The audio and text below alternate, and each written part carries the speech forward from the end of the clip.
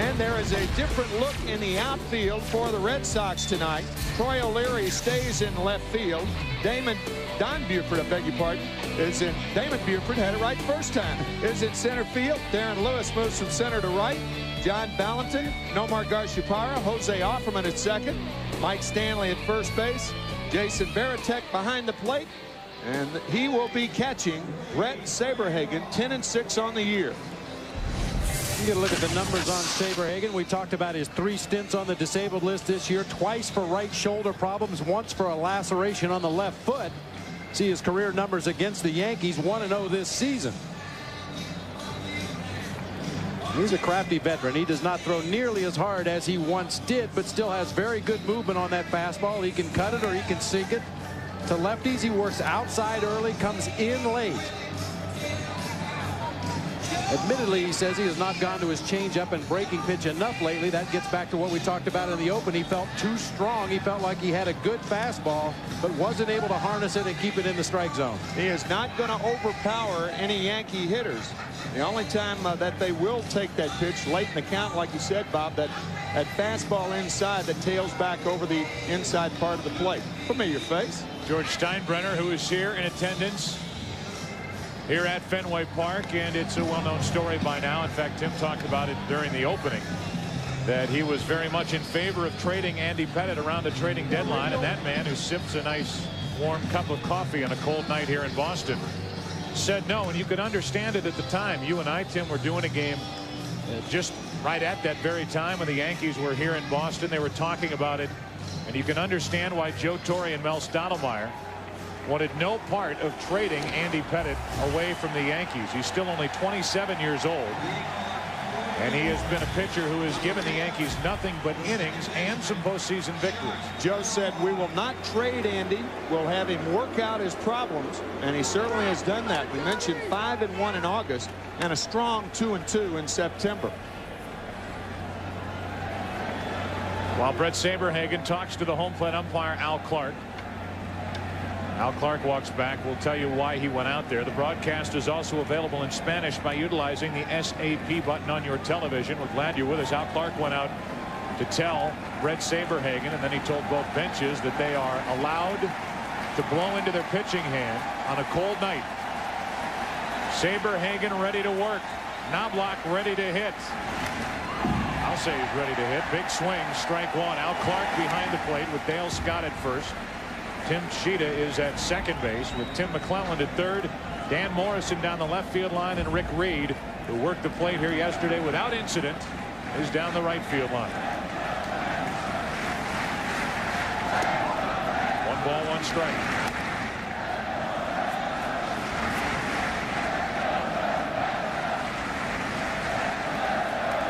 Knobloch, Jeter, and O'Neill here in the first inning for the Yankees, who lead this series 2-1. Another big swing, strike 2.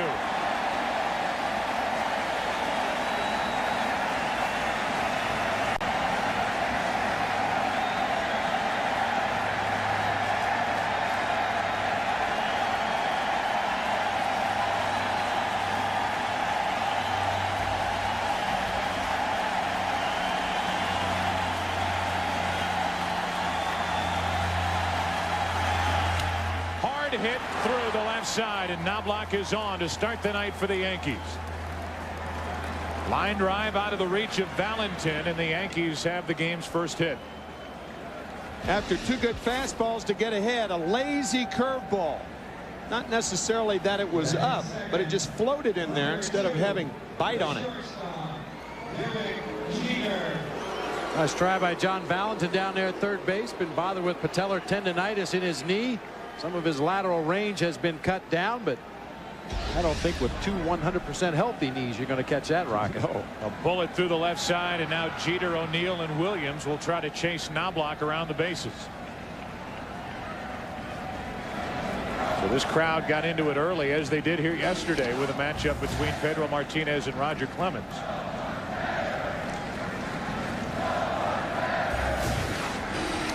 Pedro Martinez and the Red Sox winning game 3 13-1, and there's a strike to Jeter. That was a fake bunt to draw the third baseman Valentin in. No way Jeter is going to sacrifice here. If he bunts, it would be for a base hit. These two guys are the guys who are the ignition of the Yankees machine. Knobloch and Jeter. Together they scored 259 runs this year. Pitch out, and staying put is Knobloch, who, by the way, has stolen only one base this entire postseason, 28 during the regular year.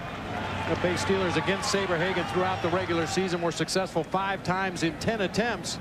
Jason Varitek behind the plate threw out 27% of the runners. The 1-1. Strike 2 on Jeter.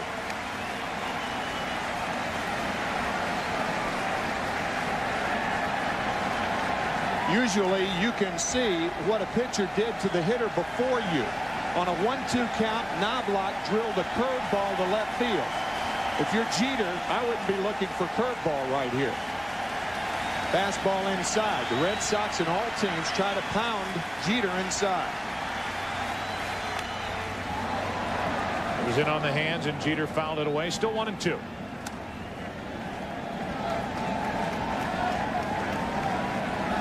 Joe Torre made the switch at DH for tonight's game and in the outfield by putting Chad Curtis in the lineup and sitting Ricky Leday.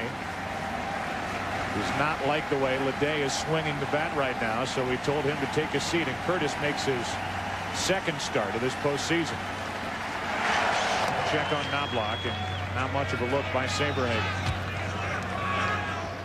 There is Lynn Saberhagen, who did a great job singing the Star-Spangled Banner before tonight's game.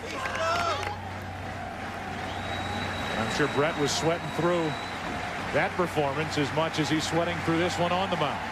The 1-2 pitch. Instead, Saberhagen looks at Knobloch.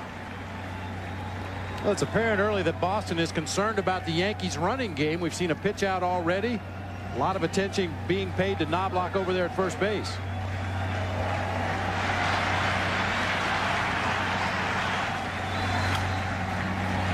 That's to the right side and trying to get out of play. It will to keep it 1-2 on Jeter.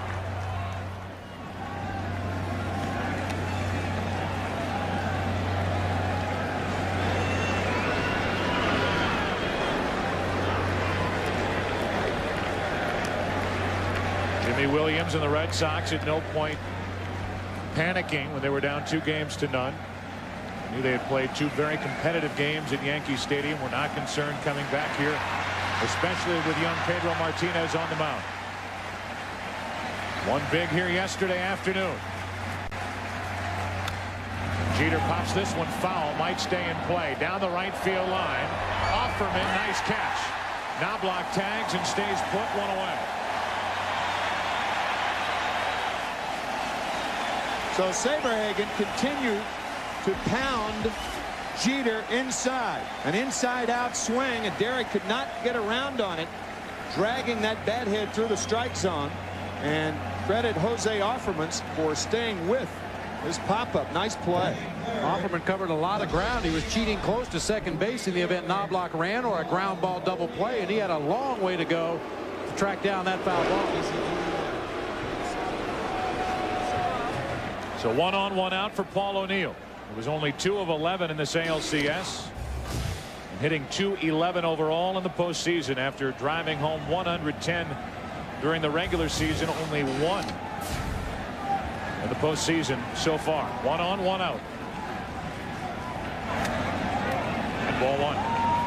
Paul O'Neill and Bernie Williams each have an RBI in this series, and each RBI was a game winner. There's Bernie's home run in game 1. Paul's RBI single off Real Cormier in game 2. Yeah, Paul's wasn't quite as pretty as Bernie's, but no, every bit as effective. No pictures, just numbers. Knobloch at first with 1 out. And a strike hits the inside corner from Saberhagen. Brett, a 2-time 20-game winner, a 2-time Cy Young Award winner. A guy who threw a complete game shutout in Game 7 of the 1985 World Series. That Game 7 victory over the Cardinals.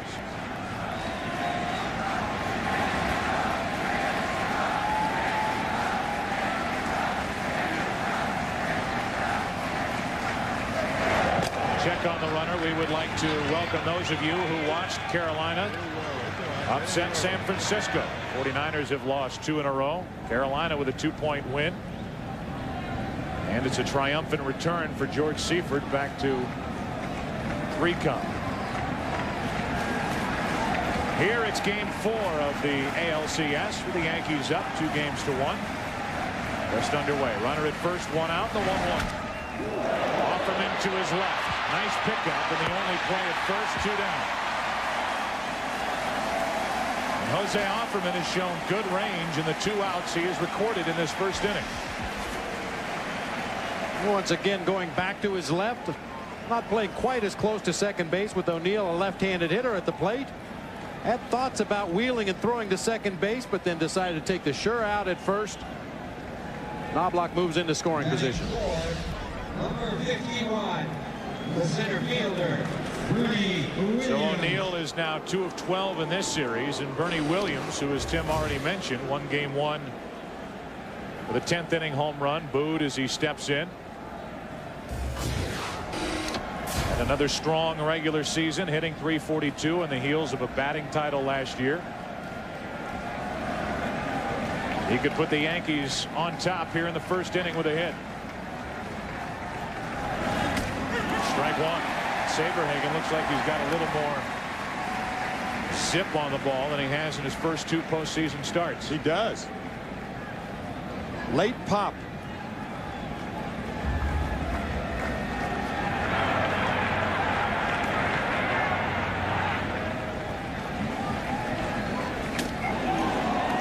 Pretty good pitch. Doesn't get the call. 1 ball, 1 strike.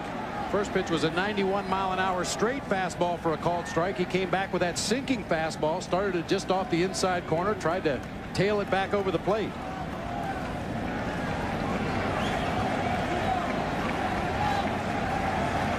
Saberhagen trying to pitch around a leadoff single by Knobloch. He's at second with 2 out. And Williams up on the count, 2-1. Tino Martinez next. Either later in this first inning or leading off the second. That's up to Williams and Saberhagen. 3 straight fastballs. Bernie Williams vulnerable to the straight change right here. Saberhagen pitches backwards. Throws a lot of straight changes when he's behind in the count. Back this way, 2 balls, 2 strikes, and a 92-mile-per-hour fastball from the 35-year-old right-hander. Went with a heater again. And it shows you that he does have a good heater. Bernie Williams with the count in his favor, unable to get around on that fastball.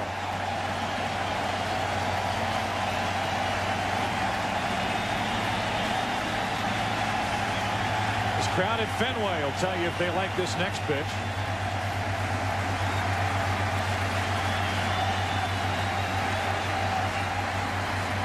And now Baratek is going to trot out and get together on the signs with Saberhagen, as Knobloch has had a little while down at second to at least try to get an idea as to what signs the Red Sox are using.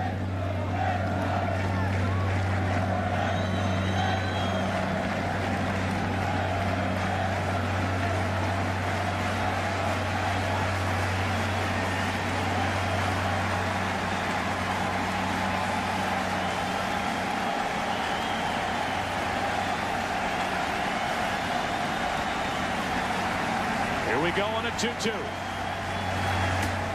Inning over.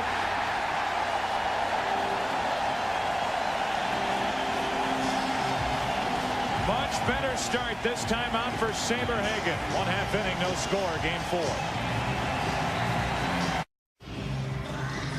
Product of Deer Park, Texas. 27-year-old left-hander Andy Pettit. He takes on this lineup.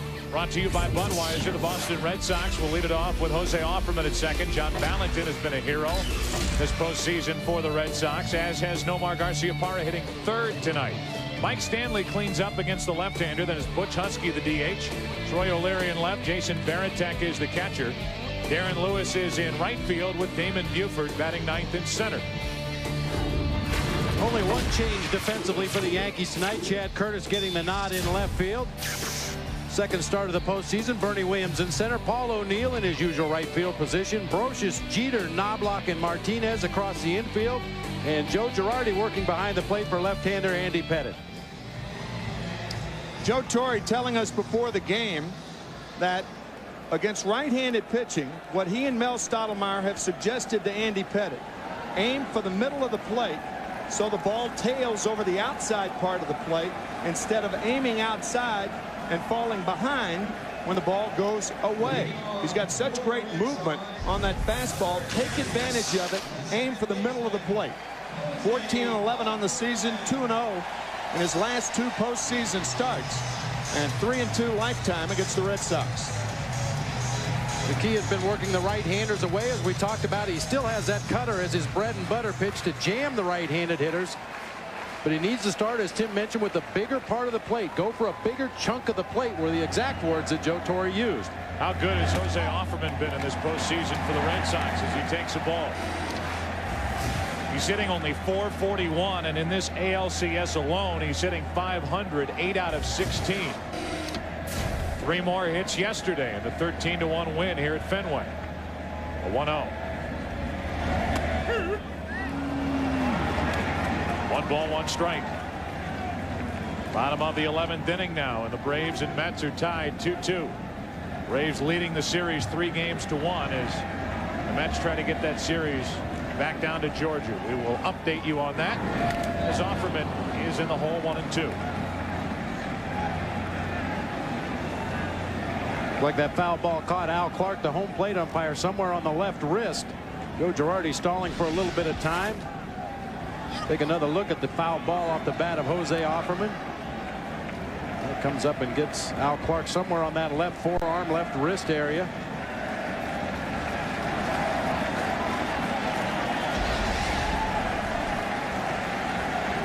Umpire's wearing glasses tonight. The 1-2 pitch. Missing low and away, 2-2.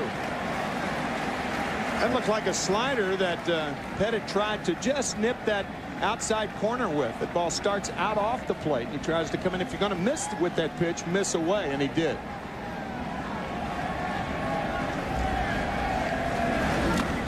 Offerman is gone to start the night offensively for the Red Sox. A strikeout, and that'll bring in Valentin. Came back with another backdoor breaking ball. You see Joe Girardi set up on the outside corner. Tough pitch to hit, tough pitch to take right there. Very close. Offerman has to protect the plate with 2 strikes. You can see that slider rotation right on the outside corner. And now Pettitte will deal with Valentin, who hit a 2-run home run in the first inning yesterday against Roger Clemens. Had 5 RBIs in Game 3. 2 RBIs in Game 5 against Cleveland. 7 RBIs in Game 4 against the Indians. And 2 home runs in that pivotal Game 3 of the division series. We're into the top of the 12th inning. Braves and Mets 2-2. So that game breathes on. Game 5 of that NLCS. This is Game 4 here in the 1-0 pitch to Valentin. 2-0. See, those first 2 pitches by Andy Pettitte, that's what he was doing the first part of the season. I would imagine Joe Torre and Mel Stottlemyre starting to talk about that. Aiming for the outside corner and the ball tailing off the plate. He's missed twice to Valentin. Chorus of Andy rains down on Pettitte. The 2-0 pitch. Valentin flies one into right. And O'Neill squeezes it for out number 2.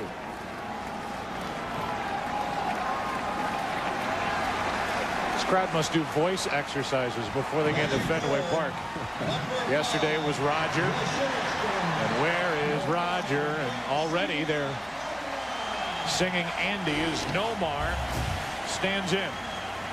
When Derek Jeter came to the plate in the top of the first inning, they started chanting Nomar's better. They're very well synchronized. They've done their practice.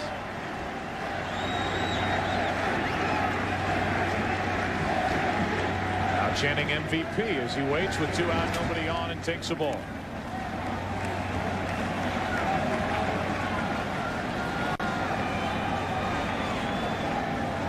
7 out of 13 in this ALCS is Garciaparra.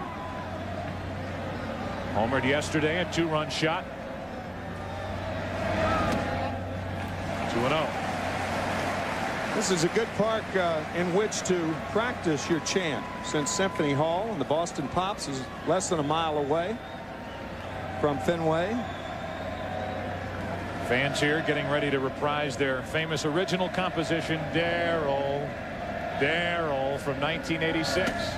That'll happen in the top of the second. Former Met will bat second for the Yankees behind Martinez in front of Brocious. 2 balls and a strike.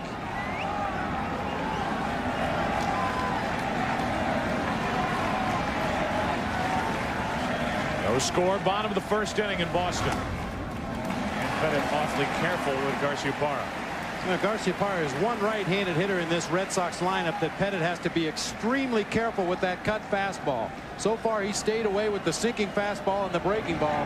Does not want to challenge Garciaparra on the inside part of the plate. The 3-1. Full count. If you can get Nomar Garciaparra to take that kind of a cut on a 3-1 count, you've done your job as a pitcher. I mean, this is a defensive swing that you would more likely see from a batter with a 2-strike count rather than a 3-1 count.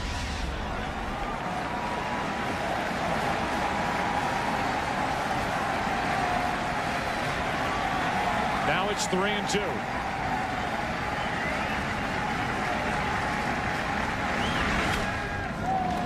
Same swing, same result. It's a typical Garciaparra at bat. He does not swing through too many pitches. He only struck out 51 times. I beg your pardon, 39 times this year. Walked 51 times. Only 90 times did he not put the ball in play in over 600 plate appearances.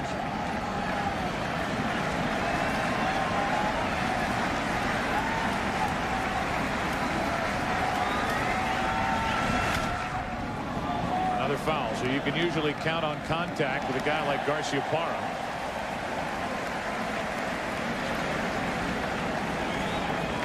And with 2 strikes, Joe, you can work him out of the strike zone and expect him to swing at it. He does not like to walk. 3 balls, 2 strikes, 2 out, nobody on here in the first inning.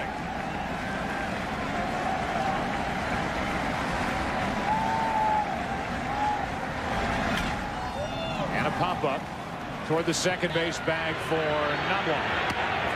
And the Red Sox go in order in the first. After 1 in Game 4, Pettit and Saberhagen. Yankees, Red Sox, no score. Batting 5th for New York, number 24, the first baseman. We welcome you back to Fenway Park, one of America's most enduring corporate images. The Goodyear blimp is floating overhead, providing aerial views for tonight's game. The Spirit of Akron, one of 7 airships in the Goodyear blimp fleet.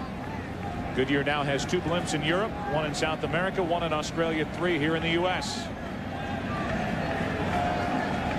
Here's Tino Martinez to lead off against Brent Saberhagen. Second inning, no score, and there's a strike on a changeup over the outside corner. Not much in the postseason for Tino Martinez, who historically has struggled in LCS play. He has hit 1 home run. He's in the hole here, 0-2. Saberhagen with back-to-back changeups to the left-handed hitting first baseman.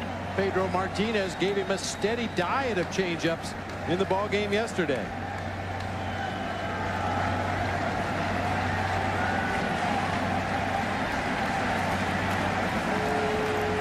Saberhagen struck out Williams with the runner at second and 2 out to end the top of the first inning, and now the 0-2 drives Tino off the plate.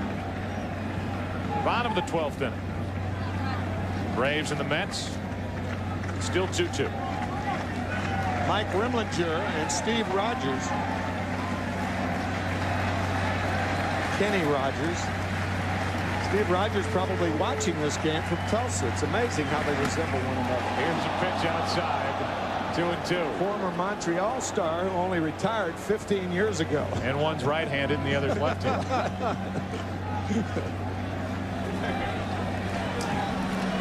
But other than that, they're a lot alike. Yeah, they're very similar.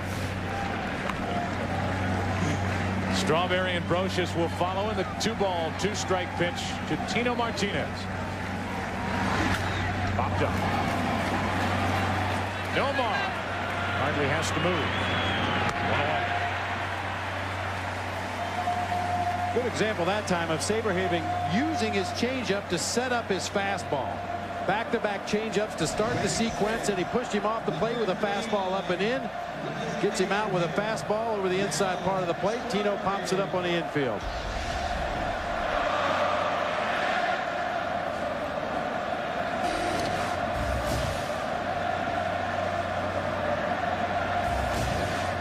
Now Strawberry takes a strike.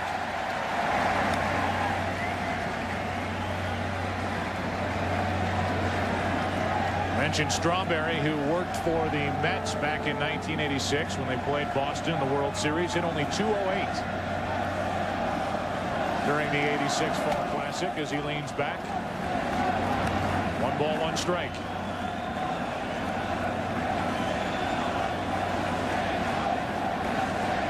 Do not throw Darryl Strawberry in that area right there. He can golf that pitch as far as anybody in the game. Great power the other way, particularly here at Fenway.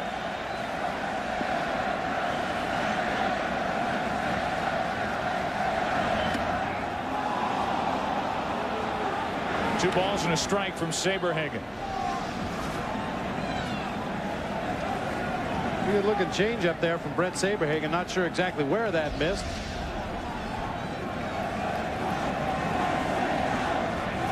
The next to Strawberry is a strike over the inside corner. From an 80-mile-per-hour changeup to a 91-mile-per-hour fastball. There's a big difference in that ball down and away and one on the belt, right at the hands. That's where you can jam low ball hitters. Hard hit down the right field line, curling into the corner. It's gone. Off the foul pole, and Darryl Strawberry goes deep to put the Yankees out in front here in the second.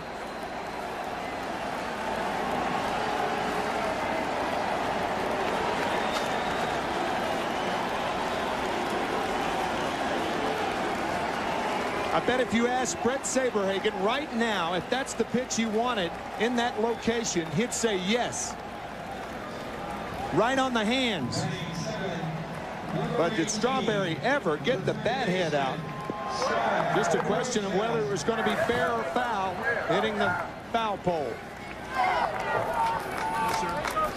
And now with one out, nobody on, Brocious takes a strike. Now, generally, when a left-handed hitter gets that far out in front of a pitch, they hook it foul down the right field line. But that ball held its line all the way down there and hit very near the top of that foul pole. One out with the bases empty, and Brocious out in front. Strike two. So Strawberry, who now has 7 LCS home runs, goes deep to put the Yankees out in front.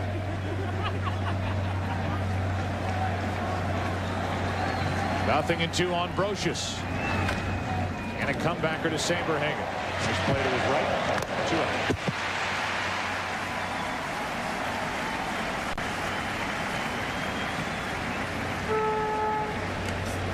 Brocious is gone, and that'll bring in the number 8 hitter, Chad Curtis. We already talked about it, but Chad Curtis was tapped on the shoulder to start in tonight's game because Joe Torre just doesn't like the way Ricky Leday is approaching his at-bats. And Leday, who missed a ball up against that green monster in left yesterday, is challenged by left field here at Fenway, so it's Curtis tonight. He takes a ball.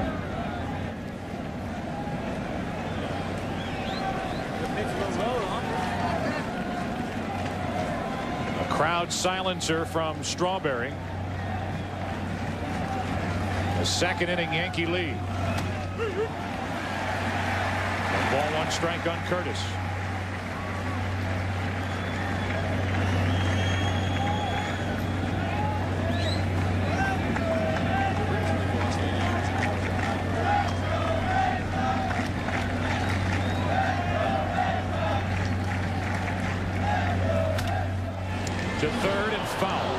by Valentin, but out of his reach. On the wrong side of the line for the Yankees. Now it's 1-2 on Curtis. Saberhagen doing a nice job of changing speeds on his curveball. You see that ball starts fair, but bounces foul just past the bag. John Valentin taking no chances with a diving effort there.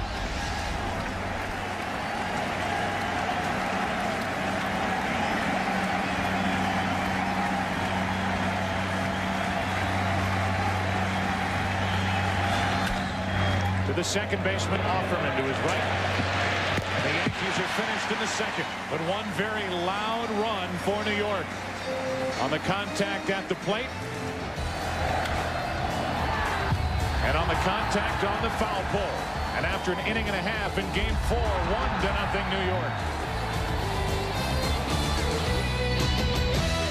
York. They are packed to the rafters here at Fenway Park. Young and old waiting to see if the Red Sox can win 2 in a row. They won yesterday 13-1. They trailed here 1-0 bottom of the second, and Mike Stanley will lead off with Butch Husky, the DH, tonight, and then Troy O'Leary to follow.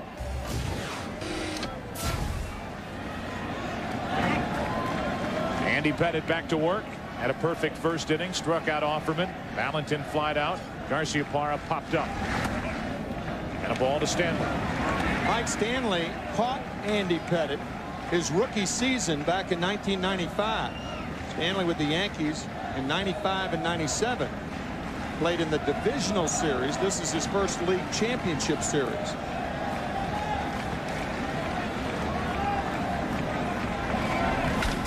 Hard hit to the left side and a backhanded stab by Jeter. One away. Good play. The first 4 Red Sox have been retired in order.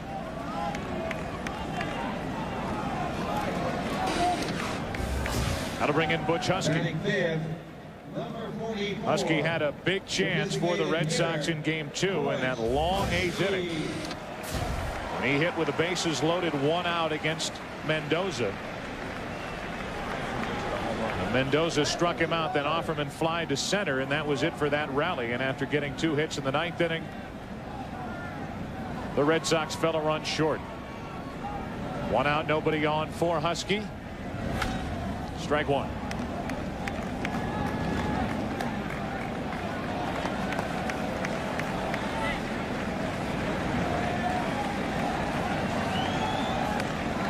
Former Mets all over the place, while the Mets and the Atlanta Braves battle in the 12th inning at Shea Stadium. Husky one of them as he leans back from ball 1. Strawberry, an ex-Met. Homers against Saberhagen, an ex-Met. You're right. There are ex-Mets all over the place. Says the former voice of the New York Mets. The 1-1. Strike 2 on Husky.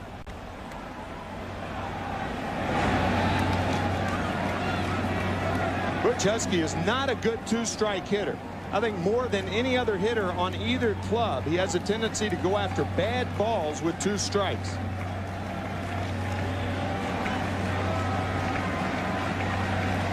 Pettit in a trance works it to the plate on 1 and 2.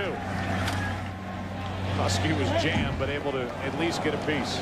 There's that cut fastball in on the hands of a right-handed hitter when he's in a defensive position up at the plate, thinking about protecting that outside corner. He sees the fastball starts to swing, and that ball just comes in there to eat. Just to pull his hands in close to his body just to get the bat on it. There's one Tim's never heard, I can tell. Here's the 1-2 pitch to Husky.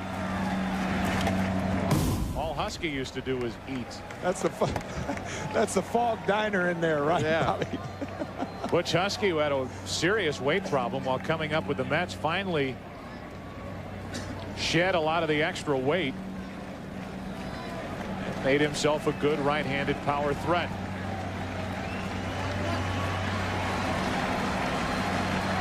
Started this season in Seattle, came to the Red Sox.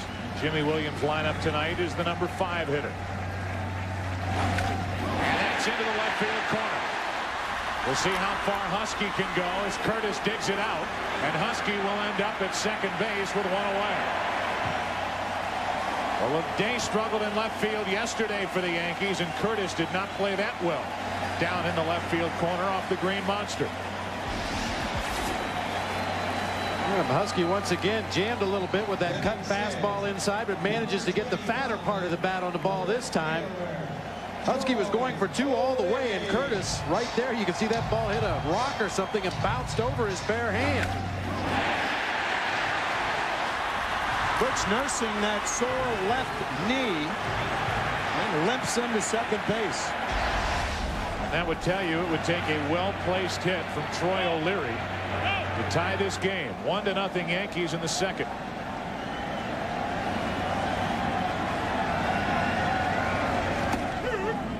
A strike from Pettit. Might surprise even the most avid baseball fan to know that Pettit has won 69 games over the last 4 seasons.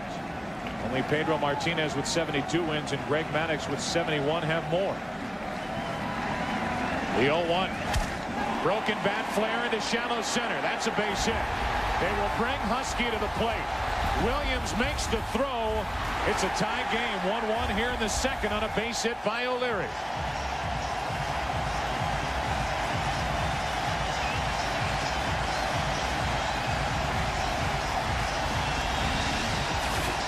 Troy O'Leary, a .346 hitter against left-handed pitching this year. And this is the type of hit that it would have taken to score Butch Husky. It was not hit hard enough, but look at Andy Pettit. Andy Pettit should be behind Joe Girardi and not in front of him as Husky limps home for the first Red Sox run. With that pitcher standing in front of home plate like that causes more bad throws and misplays at home plate than any other thing. Many times the pitcher won't catch the ball. He'll get a piece of it and deflect it past the catcher, at which point there's nobody behind the play. And now Veritek, the switch hitting catcher, takes a ball from Pettit. Andy Pettit has one place to go after the hit. That's behind Joe Girardi. He's in front of Joe Girardi. And as you said, Bob, a lot of bad things can happen. Ball caroming off the heel of the glove. Fortunately, Pettit made the play. Fortunately for the Yankees, that is.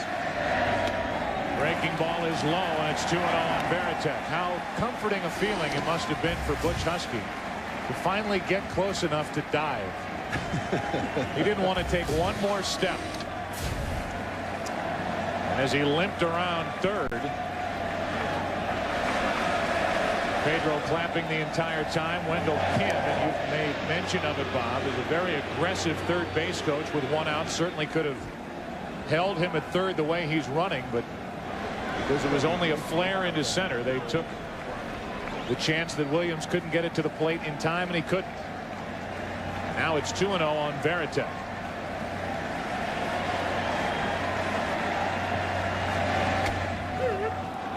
A wide strike, and Veritek spins out of there. Well, you certainly appreciate the effort of Butch Husky hobbling around on that bad knee. A lot of players playing it way less than 100% at this time of year, but the effort is still there. The way he's running, I looked at you, Tim. You were kind of galloping with him over there, and I was bobbing my head up and down like I was trying to score. 2 balls and a strike on Veritek. Low, 3-1.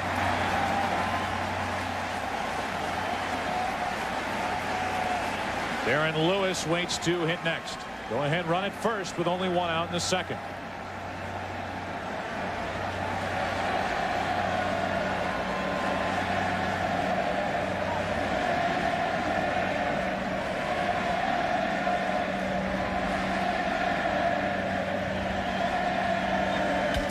Hard hit right at Knobloch.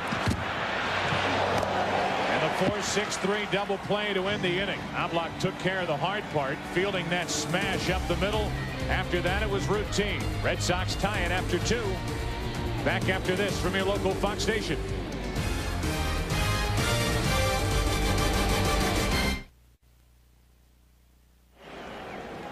Brett Saberhagen back to the hill. The number 9 hitter Joe Girardi will lead off. How about that for Saberhagen? That's a good sign and more typical of Saberhagen as opposed to his first 2 starts in this postseason. And another first pitch strike. In fact, it's grounded to third. Allen in the easy pickup, one away. That double play to end the second inning was interesting. Watch Troy O'Leary get down way before Derek Jeter throws. The reason for that is that arm angle right there. Troy O'Leary does not want to get hit in the coconut. That's what shortstops will do. They'll drop down and make that runner get down prematurely so he doesn't have a chance to take him out. It's one of the ways shortstops can protect themselves on that double play pivot. Second baseman more often use the bag. Shortstops use that drop down delivery. Knobloch now with one out, nobody on. And a ball from Saberhagen. Chuck a single leading off. A line drive through the left side, his first time up. Now 3 of 10 in this ALCS. Happy to not be facing that guy. 1 ball, 1 strike. What an important game tonight for the Red Sox. Hey, outside of the obvious, not only are you trailing 2-1, but you have Kent Mercker going in what would be game 5 tomorrow night, and he is cemented as the starter. He'll be taking on El Duque as Knobloch pops it up, shallow left center. Garciaparra gives way to O'Leary, 2 out. And if you can get past tomorrow night, if you're the Red Sox, there's the matchup for tomorrow night. El Duque against Kent Mercker. Rematch of game 1 of this ALCS. Mercker at least left with the Red Sox leading after 4 innings. Didn't get a decision. Rod Beck did, giving up the game-winning home run to Bernie Williams. But then you can get into game 6 and 7, and if you're the Red Sox, you like the way Ramon Martinez is pitching, and the other guy, the game 7 starter, is a rematch of your best in Pedro Martinez against your former best in Roger Clemens.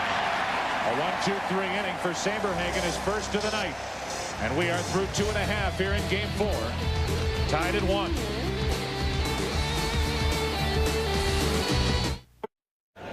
Buster Olney, the Yankee beat writer for the New York Times, told me about 5 minutes before game time tonight a remarkable statistic about Pedro Martinez and the New York Yankees. In the last 2.5 games, remember the 17 strikeout game, this dates back to the middle of May. From the 5th inning on, last 2.5 games, Pedro Martinez has faced 61 Yankees. They have 5 hits, and he has struck out 35, about 60%. See what he's doing in the postseason in this Red Sox team for obvious reasons. Seems to get energy off Pedro Martinez. As they just exploded yesterday, the offense starts and it just doesn't seem to want to stop. Now tonight, after the Yankees scored first in the second, the Red Sox have come back to tie it. Now batting the bottom of the 3rd inning with Lewis, Buford, and Offerman, the scheduled hitters.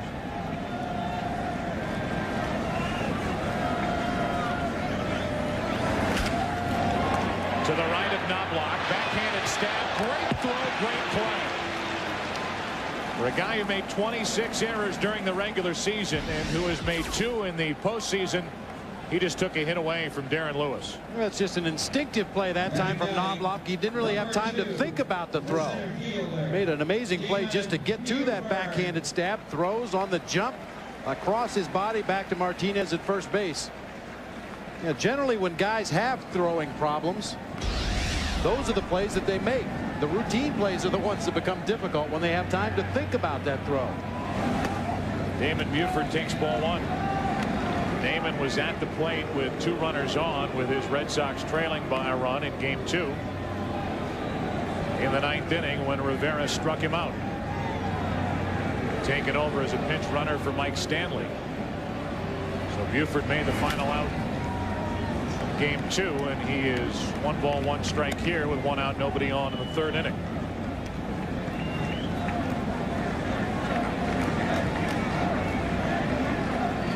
That is Saberhagen starting well here in game 4. Saberhagen has already gone deeper into the ball game than he had in either of his 2 previous postseason starts. That's up the middle and a base hit. Buford is on with 1 out here in the 3rd inning.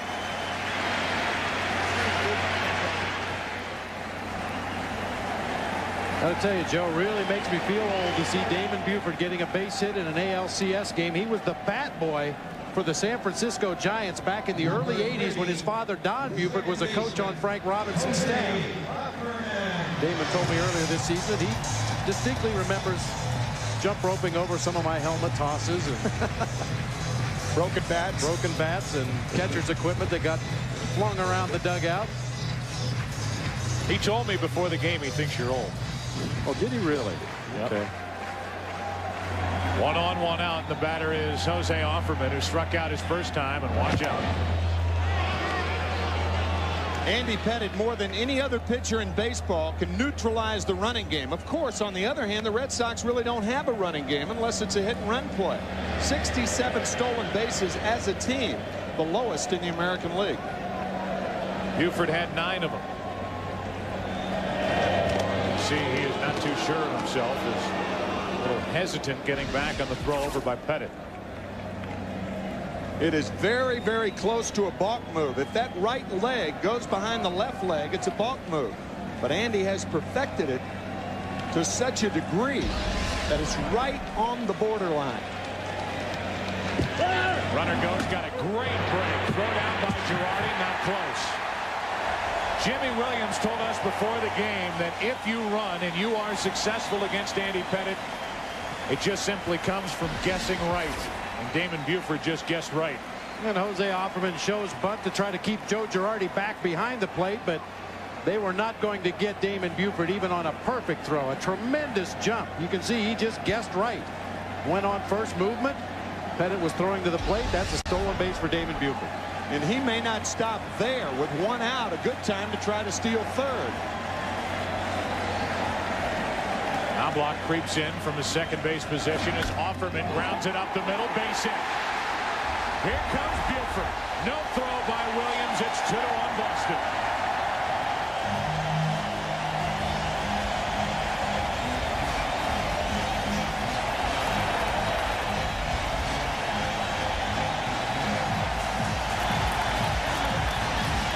A curveball that Jose Offerman really stayed with. Outside part of the plate. Hits it well enough to get it by the diving Knobloch. Jose Offerman continues to stay sizzling during postseason. See, Knobloch had jockeyed the runner back, was moving to his left when that ball was hit back to his right. He lost his footing, trying to go for the backhanded play. Yeah, you're right, Tim. You know, you talk about the Red Sox, the first guy you think of offensively is Garciaparra, and then you think of the heroics by Valentin in the postseason. But nobody's meant more to this team leading off than Offerman with the job he's doing getting on base. And now Valentin into left field, bounces one off the wall. Offerman will round third and come to the plate. Relay from Jeter. Play at the plate. Out at the plate to keep it a 2-1 game.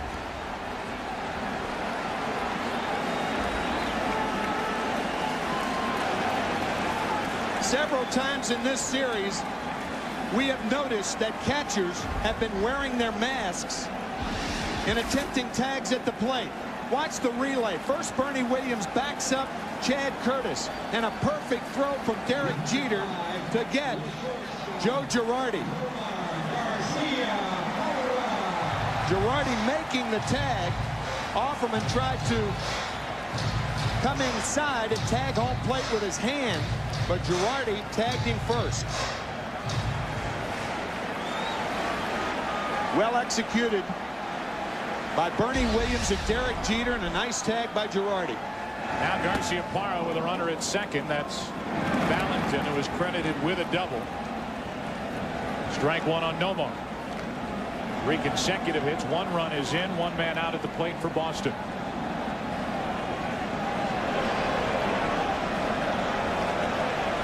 Cut down 8-6-2 was Jose Offerman. Williams to Jeter to Girardi.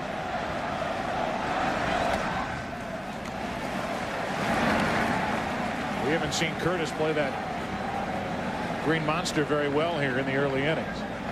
Very heads-up play by Bernie Williams, however, realizing that Curtis had gotten himself too close to the Green Monster. Bernie Williams came over from center and played the carom quickly back into Jeter. A perfect relay home. The 1-1 to Garciaparra is inside. 2 balls and a strike. Bob bringing up Wendell Kim, the third base coach, once again. Very aggressive. But on that play, I think you have to make the defense throw you out. And the Yankees did everything perfectly to get Jose Offerman. Even with Garciaparra coming up. I think so. You're going to walk Garciaparra anyway. You have bases loaded and Stanley up. Might walk Garciaparra here anyway. 3 balls and a strike, at least being extremely careful. Nomar popped up his first time, and he could add to the Red Sox 3rd inning lead.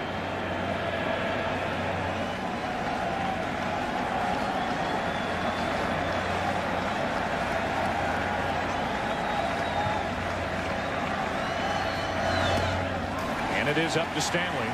First walk handed out by Pettit.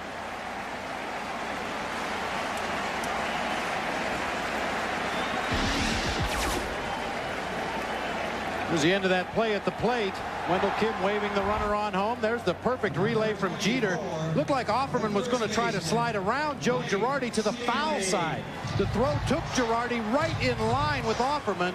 He tries to abort his slide and reach around with the hand, but Girardi was there to keep him off the plate.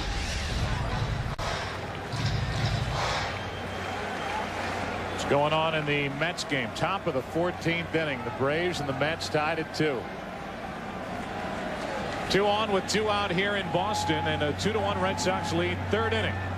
And now Mike Stanley grounded out his first time. Ball 1.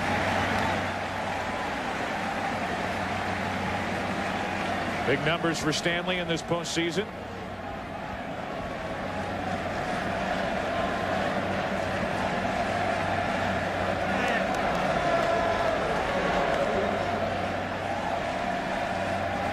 Two on with 2 out, 1 ball, no strikes.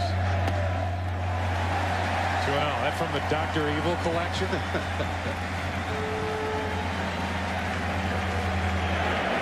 Valentin, the runner at second. Garciaparra on at first.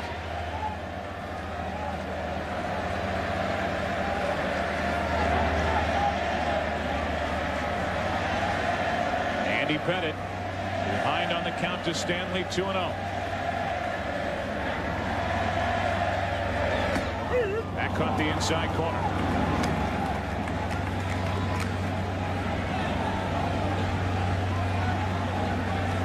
Husky would be next. 3 hits, a walk in the inning, but only 1 run scoring for Boston. Yankees defense took a run away with a play at the plate. 2-2.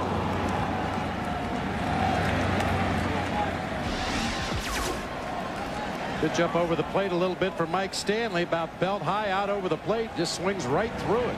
That's a real mistake right there. You can see Joe Girardi sitting inside and moving that glove to the right about 9 inches. Hitters don't hit every mistake, contrary to popular belief.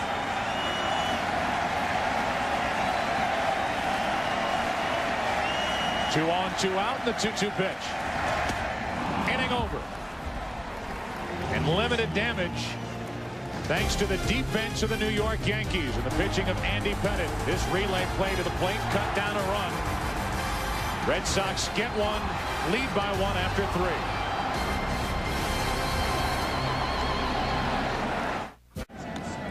From 1953 to 1965, the voice of the Red Sox here in Boston, Curt Gowdy, and longtime voice of the NBC Game of the Week. And an outdoorsman.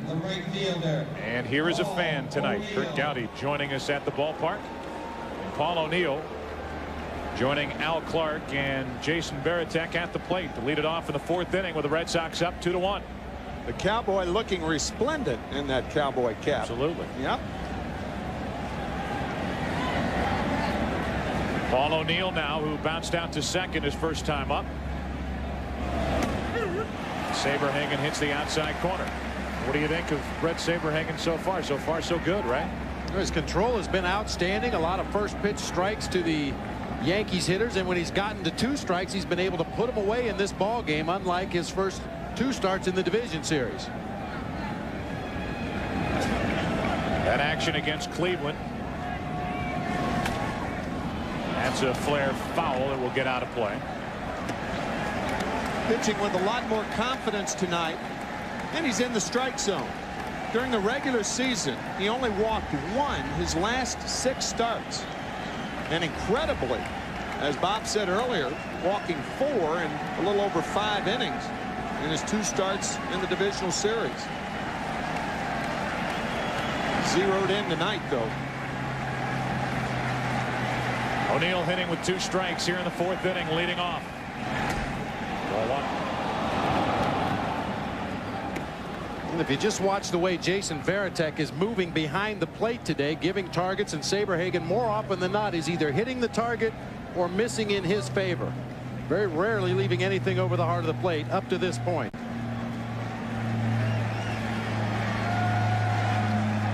Looking up at Paul O'Neill, making sure that Paul's not looking back at the signs. 1 away, and strikeout number 2 for Saberhagen as O'Neill heads back to the dugout. That's why catchers will set up late. O'Neill has to concentrate on the coming pitch. Going after a bad ball. Ball about eye high to O'Neill.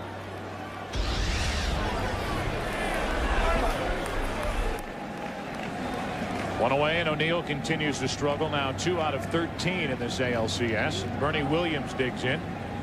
He struck out his first time. Change up from Saberhagen. That's just smart pitching right there. I mean, 5 straight fastballs the first time up. He got Bernie on a fly ball to center. And now a changeup on the first pitch. Second time up.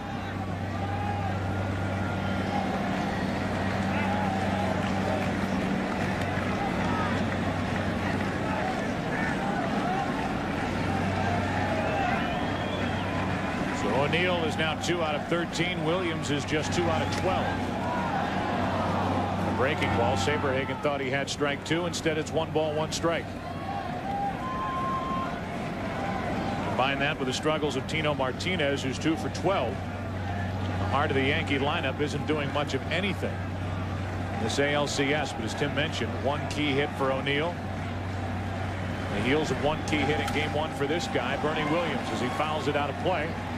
He's set up at 1 and 2.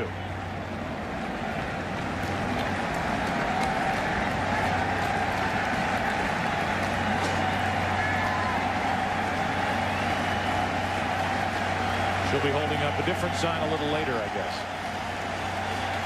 They do still believe, and why not? After coming back to defeat the heavily favored Indians, Williams grounds 1 foul outside first. Fell into a 2-0 hole here in this ALCS and won big yesterday. You guys all that shit. There's the ball monitor over on the Red Sox bench.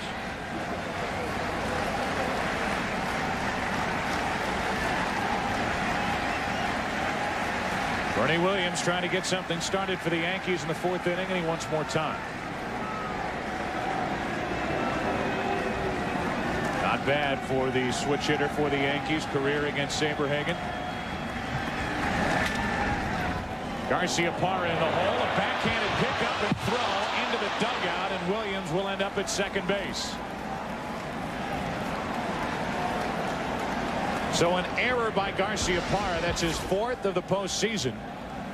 And it puts the tying run in scoring position here in the 4th inning. When nobody throws that ball off balance any harder than Nomar Garciaparra. It's a lot on that throw. Unfortunately, handcuffs his first baseman right over the head of Mike Stanley. Number 24, first baseman. That ball just took off like a cut fastball. Yeah, the strength was there, but the windage wasn't. So it's a base hit and an E6. Williams' 3rd hit of this series, and now he's in scoring position with only 1 out for Tino Martinez. There's a chance for the heart of the order to do something for the Yankees in the 4th inning. Ball 1.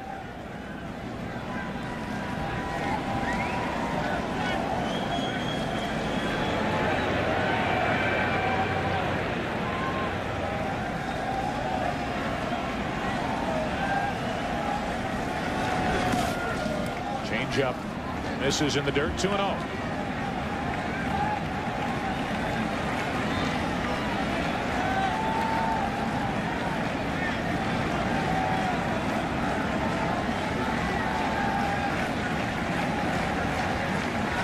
Boston leading 2-1 fourth inning. Runner at second with one out for the Yankees. Ball 3-0 from Saberhagen.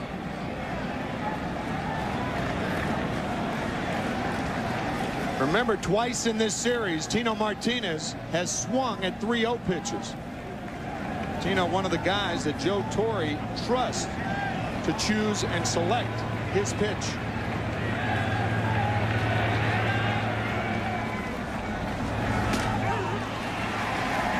Fastball taken for strike one. The player has to earn that right. You give the guy that hit 3-0 early in the season, he chases a bad pitch or a pitcher's pitch, gets himself out. Suddenly you do not get the green light 3-0. 3 balls, 1 strike on Tino Martinez. Now a full count.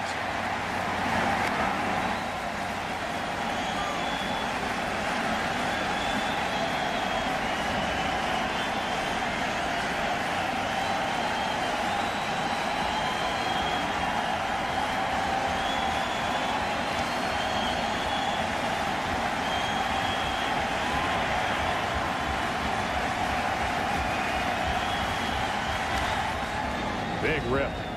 Big swing by Martinez, and it stays full. And that was his pitch. The reason that Martinez took the 3-0 and 3-1 pitch, true, they were fastballs, but they were fastballs out over the plate on the corner. Saberhagen given in there. Martinez missed it.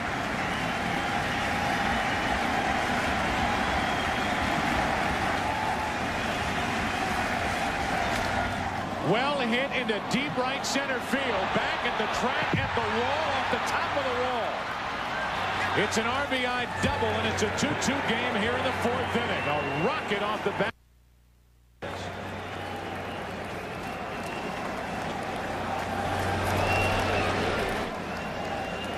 So he takes the 3-0 pitch and the 3-1 pitch, fouls back the first 3-2 pitch, and then the changeup from Saberhagen. A pretty good pitch. You might ask, how can a pretty good pitch go that far? Good hitting by Martinez.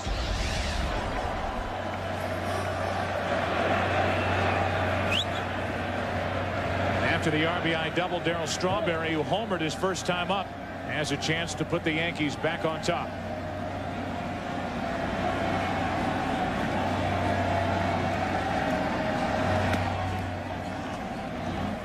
Back to his at-bat in the second inning with one out, nobody on. This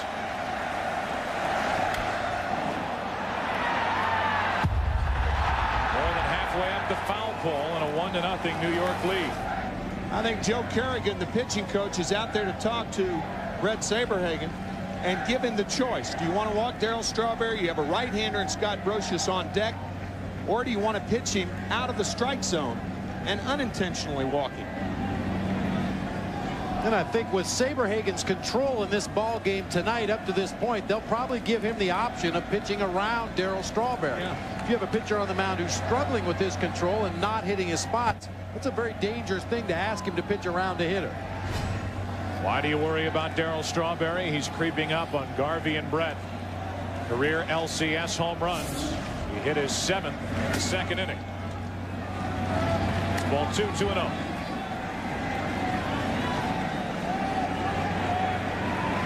Trying to get Strawberry to go after something out of the strike zone, preferably up and out of the strike zone. Strawberry patient, the count 3-0. Might as well go ahead and walk him right now. Darryl is not biting. Bingo.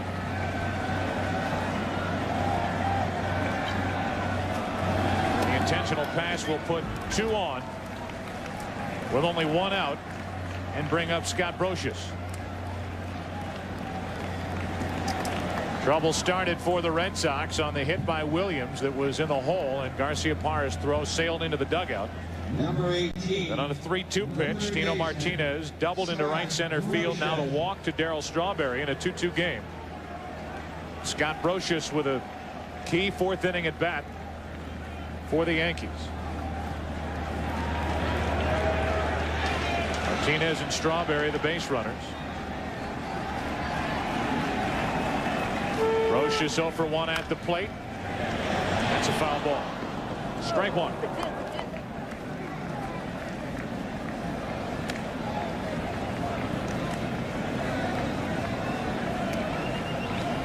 Brocious drove in the only run in yesterday's game with that home run that came in the 8th inning.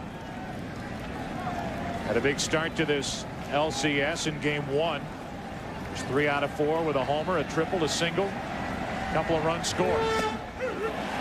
0-2 from Saberhagen.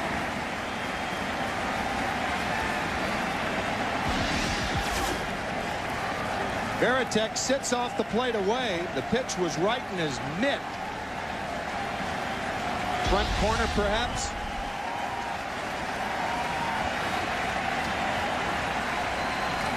The 0-2. A little farther away. 1 ball, 2 strikes.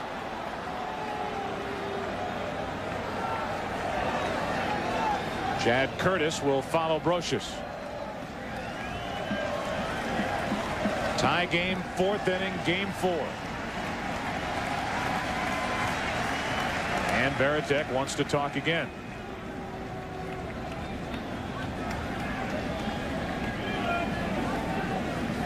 The last time Varitek went to the mound to talk to Saberhagen with the runner at second base, he went back behind the plate and did not even put down a sign. He went out verbally. They talked over the sequence of pitches that they were going to use on the hitter. And Varitek went back behind the plate, did not even put down a finger. Saberhagen delivered the pitch. Yeah, I think they're talking about pitch selection and not changing the signs. If you change the signs without the middle infielders knowing it, then they get the wrong read. And here it is again. You're right, Bob. No sign. The count still 1-2 on Brocious. Well, that's one way to keep that runner at second base from stealing a sign. Don't give one. Yeah, but the one thing you do when you do that is you don't alert the middle infielders, and that can be a problem. They have to know what the sequence is that the catcher's giving. The 1-2 to Brocious. Scott is hanging tough.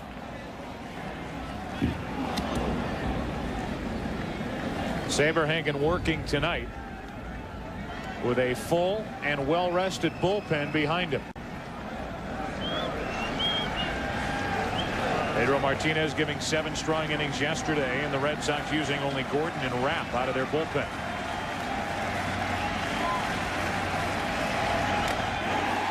Two out.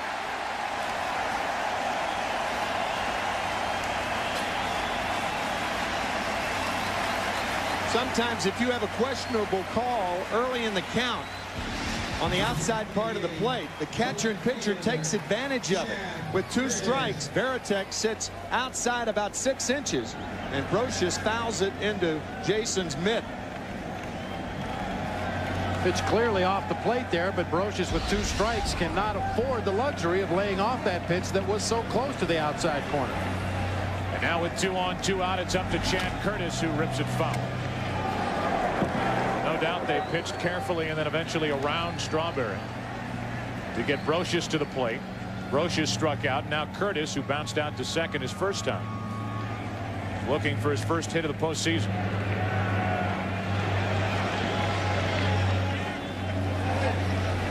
A 2-2 game in the 4th.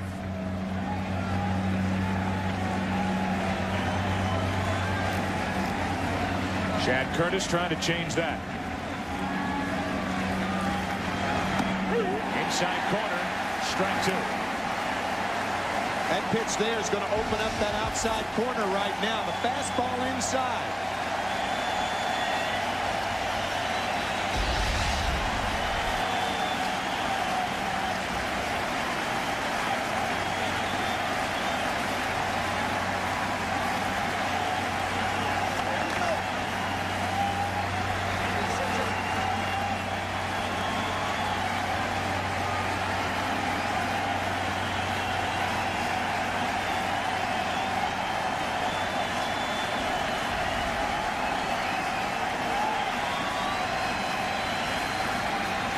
The 0-2 to the right side. Tough play. Good play by Stanley, and dropped and kicked. To the plate is Martinez, and the Yankees take a 3-2 lead.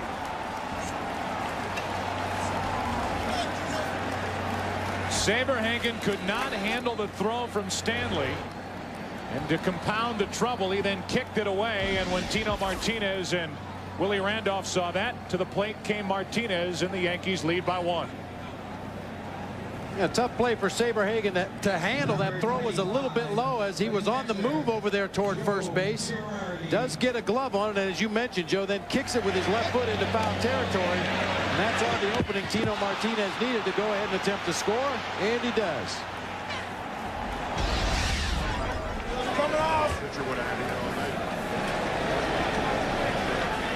They give an error to the pitcher Saberhagen on the play. And a strike is into Joe Girardi. No RBI. The first baseman gets an assist. But all of that just scoring questions. It's a 3-2 Yankee lead. That's the most important part.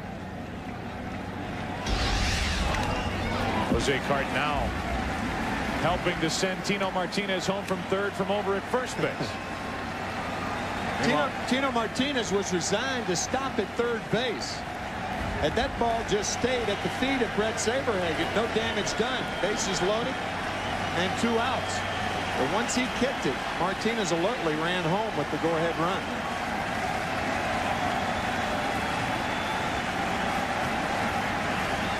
And now the 0-2 to Girardi.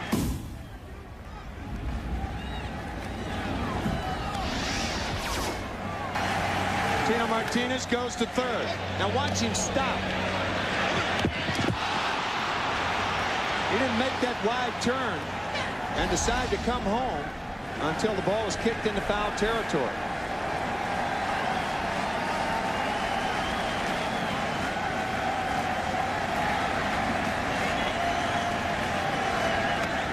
Girardi strikes out and the inning's over. But not before the Yankees come up with 2 runs. 2 errors in the inning for the Red Sox. Bernie Williams hustling for the hit. The throwing error by Garciaparra. The RBI double from Tino Martinez, who would later score on another error. Yankees up by 1. We get to the bottom of the 4th inning. A 3-2 Yankee lead now. For the past 75 years, millions have watched the Goodyear blimps hover over special events. Above, it's the Spirit of Akron carrying on that proud Goodyear tradition. You can find out more about the Goodyear blimp fleet on the internet, www.goodyear.com. A lot of times, if you think the runner at second base is giving location to the hitter, there is a way to fool him. You set up on one side of the plate, and then as the pitch is on its way, you go the other way. Watch Veritek on the ball hit by Curtis. Sets up outside, moves inside as the hit's on its way. What do you know? The pitch is where he set up the first time. That started trouble as the error was committed by Saberhagen on the play at first, and the go-ahead run scored for New York. Butch Husky takes strike 1. Husky, O'Leary, and Veritek. 5, 6, and 7 hitters for Boston. 2 unearned runs. The Yankees are up by 1 in the 4th inning. Little flare into right. Easy for O'Neill. Leadoff man is gone for the Red Sox here in the 4th inning.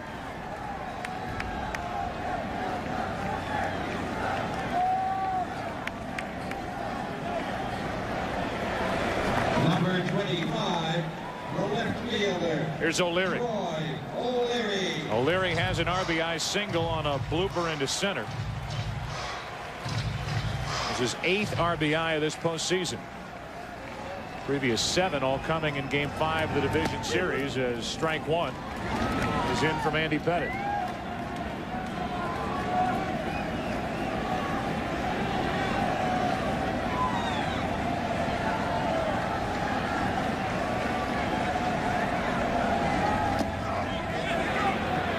Couldn't check his swing, and now an 0-2 count. Once again, all that foot movement by Troy O'Leary. And then striding too far and couldn't hold up. Very busy with his feet in that batter's box. We saw him creep up on the plate and up toward the pitcher against the Rocket yesterday. Moving around again as he takes a ball low and away.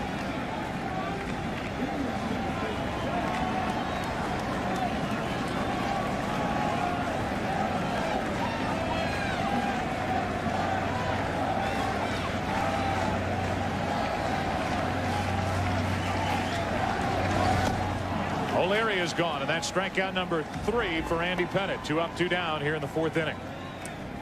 Big out there for Pettitte with the single back in the 2nd inning by O'Leary. He's now 5 for 8 this season against Andy Pettitte, now making 5 for 9 with this strikeout. The hitter that comes to mind, he was a left-handed hitter, Hal Morris, who used to be with the Cincinnati Reds. Eventually with Kansas City, had those mobile feet. There are very few hitters who hit successfully like that. And the guy that used to use it all the time to his advantage, Keith Hernandez. Another Mets connection there. Keith Hernandez used to creep up on the plate in certain counts, creep away from the plate in other counts. Trying to guess along with that pitcher and catcher inside and outside. Varitek takes the ball, bounced into an inning-ending double play back in the 2nd. Yankees lead here by a run, 4th inning.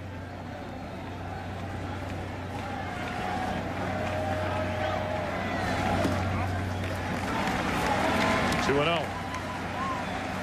It's Red Sox offense, which here at home in the playoffs, 3 games coming in, hitting .448 with 9 home runs and 45 runs. 15 a game on average. For the most part, shut down here early by Andy Pettitte. The 2-0 to Varitek. 2-1. Apparently some kind of a cross up there. The reaction of Joe Girardi, he was not expecting the pitch that Andy Pettitte threw. Watch Joe Girardi behind the plate. Turns away from that ball. He was expecting something else. And goes out to the mound to have a word with Pettitte before the next pitch will be delivered. Usually you do not see a cross-up with nobody on base. Normally, at least there would be a man on at second base. The 2-1 from Pettitte. Popped in the air to right, slicing to O'Neill. And the Red Sox go in order for the 2nd time tonight. We're through 4 innings in Game 4, and the Yankees on 2 unearned runs in the 4th inning lead by 1. 5th inning now of Game 4, a 3-2 Yankee lead. And top of the order for New York will bat Knobloch, Jeter, and O'Neill. Here once again that pitch that appeared to cross Joe Girardi up behind the plate. See the way he reacts right there. He was expecting that pitch to do something else. He looks out quickly to Andy Pettitte on the mound. And then words exchanged in the dugout. Mel Stottlemyre, Andy Pettitte, Joe Girardi, and hopefully for the Yankees they got that squared away as Jimmy Leyritz has a good laugh about it. Joe Torre comes in, said, listen, 1's a fastball, 2's a curve. Okay, you got it. Knobloch leads off and fouls away strike 1.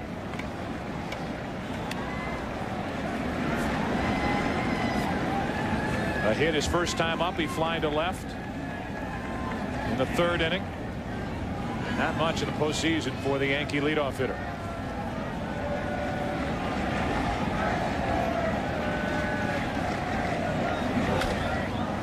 Jam shot into left field, and Garciaparra out to get it. 1 away. With that short left field here at Fenway Park, and O'Leary, who plays a good left field here at home. Garciaparra, with the way he can go out and get pop flies like this one, there's not much that's going to drop between the left fielder and the shortstop. If it has any hang time at all, they're going to catch it. Knobloch 1 for 3, and Jeter will stand in. Jeter, who is fouled out, fly to center. Trying to figure out Saberhagen for the first time tonight. Takes a ball. You see such a serious and stark contrast between the 2 managers in this American League Championship Series. Jimmy Williams, who's very hands-on, will spend so much time before the game hitting ground balls to Garciaparra, among others. By the time most coaches become managers, they bring a fungo out with them, but rarely do they use it, hitting ground balls to fielders before the game. But that's where Jimmy Williams comes from. That's his love, teaching players how to play the game the right way. And he works long and hard with Garciaparra before every game. They have their quote-unquote checkpoints to make sure that Nomar's ready, and I would say it's working. Joe Torre very open, very media savvy. Jimmy Williams is one who will give you a straight answer but won't reveal much. Both very effective.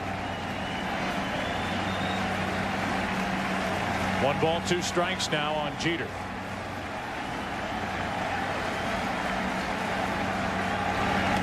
Two out. And Jeter has words for Al Clark as he heads back to the dugout. Well, Jeter has been made so conscious of that inside pitch against Saberhagen that sometimes you lose sight of that outside pitch. That ball's a strike. Tail back over the corner, right above the knees. Perfect pitch by Saberhagen. And you can see by that approach from Derek Jeter, he was completely caught by surprise. He was protecting inside. The pitch was outside. And now with 2 out, nobody on, Paul O'Neill, the number 3 hitter in this Yankee lineup, 0 for 2. Leaps up on the plate and swings and misses. Steve Horn, who's our editorial consultant, and I were in Joe Torre's office after you guys left. And Steve had one more question about that very approach to hitting. Joe Torre talking about you can look away and still get a hit on a pitch inside, but if you're conscious inside and you're worrying about that inside pitch, you can't hit the outside delivery. Jeter was just called out on strikes as O'Neill looks at ball 1. Joe Torre, an MVP in 1971. He led the National League in hitting with 230 hits, 363 average. Joe's theory with 2 strikes, never be called out on an outside pitch. Base is empty with 2 out, and O'Neill right back up the middle. No chance for Saberhagen to knock that one down, and O'Neill has his first hit of the night. That's as hard a hit ball as we've seen Paul O'Neill have in this ALCS. Number 51, the center fielder, Bernie Williams. Here's Williams, who is 1 for 2.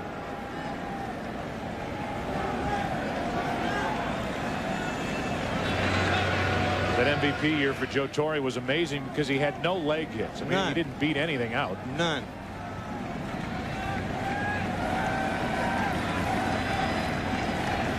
He watches as Williams waits and takes a strike.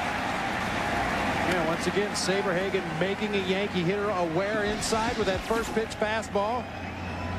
You see Williams raise his hands. He thinks that ball's too far inside, but the tailing action brings it back over the inside corner. And now Bernie Williams is aware of the fastball inside.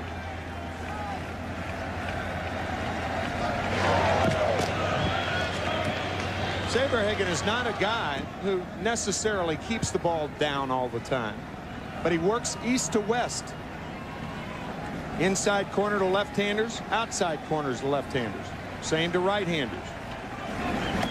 With an occasional dewdrop in and a changeup. 1 ball, 1 strike.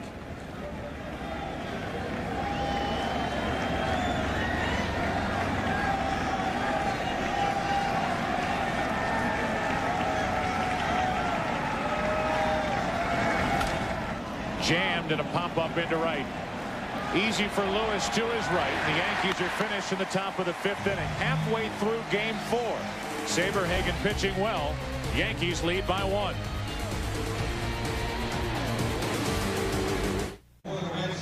Well, it's been a well-pitched, well-played game to this point. A 3-2 Yankee lead on 2 unearned runs back in the 4th inning. We welcome you back to Fenway Park. Joe Buck, Bob Brentley, and Tim McCarver with you while can we call it a classic at Shea Stadium at this point? I would think so. It reminds me of Game 6, Mets against Houston in 1986.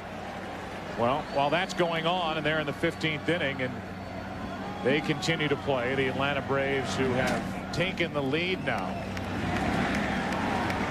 3-2 there. They're still batting in the top of the 15th inning. Atlanta could shut out the Mets in game 5 at Shea Stadium with the rain coming down. We have dodged the weather here in Boston tonight so far. Darren Lewis, who is the number 8 hitter, is at the plate with a 1 ball 1 strike count. Buford and Offerman will follow. for the Red Sox, who trail by a run. Eileen makes her visit later on this evening, right? That's what they're calling for, some rain here in the New England area later tonight. A little after 9:30 here in Boston. Lewis leading off, grounds to the right side. They had it played perfectly. Knobloch was right there. And the leadoff man is gone, and that's 5 in a row retired by Andy Pettitte. Number 2, the center fielder, Damon Buford. Damon Buford now.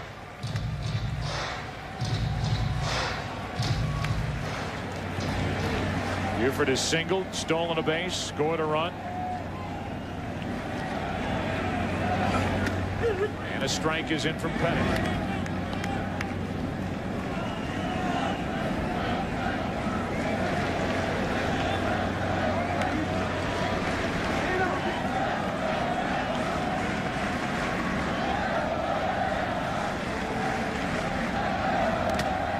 Bouncer in there. I think that hit all 3.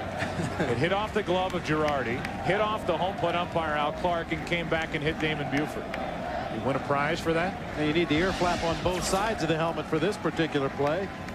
See the ball go into the dirt. As you said, Joe, it's Girardi's glove, hits Al Clark in the shoulder, hits Damon Buford in the face. And another tap foul. Ball and 2 strikes from Pettitte.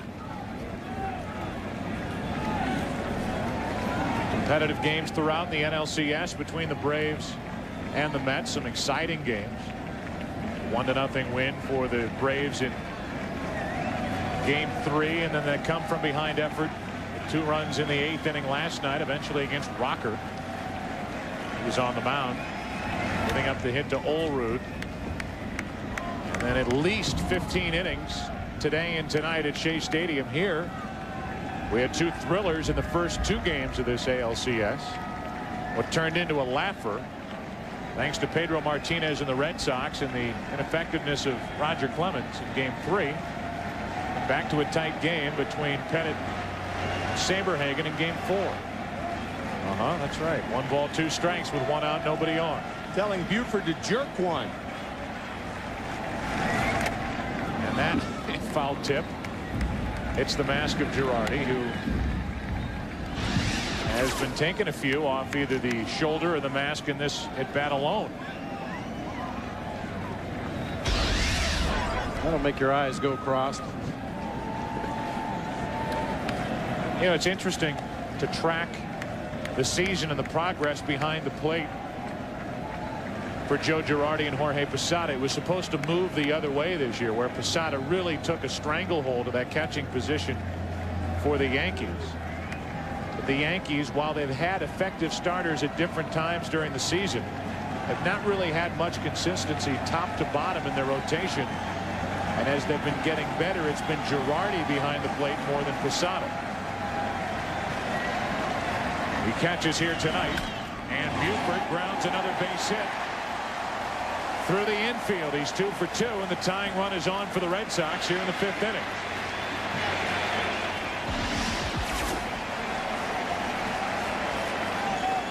Damon Buford picking on a high fastball, hooking it through that hole on the left side of the infield. Number 30, the second baseman. Last time Buford reached in the 3rd inning, he very quickly stole second base and later scored on a Jose Offerman single. He guessed right on that steal back in the 3rd inning.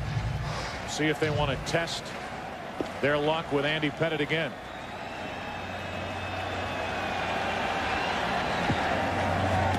Ball 1.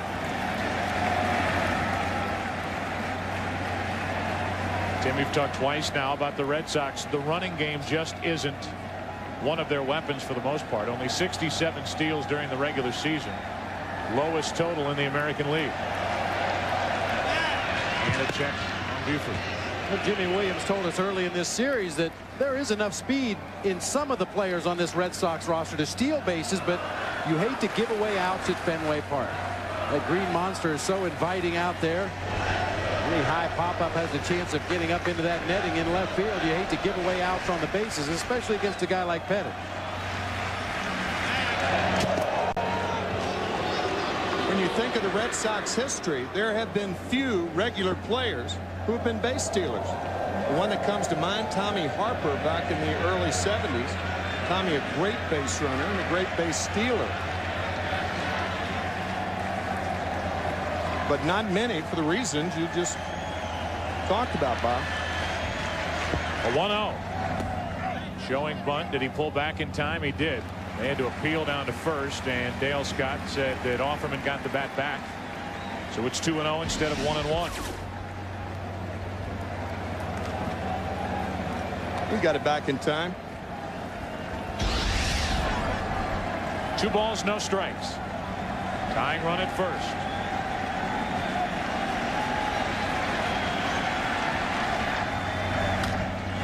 To the shortstop, Jeter. Good pickup and throw, and the double play ends the 5th inning. The 6-3 twin killing, and that'll do it for the Red Sox in the 5th. Saberhagen back to the hill. 6th inning now. Pettit doing his job, and the Yankees lead by 1. Whenever the Goodyear blimp is hovering above with its camera focused on an event, you know you're going to get a unique view. That's certainly the case tonight. Overhead, the Goodyear blimp, Spirit of Akron, named after Akron, Ohio, the home of the world headquarters for the Goodyear Tire and Rubber Company. Down below, it's been good pitching to this point. And a strike hits the outside corner from Brett Saberhagen. It'll be Tino Martinez, Darryl Strawberry, who's homered tonight. And then Scott Brocious.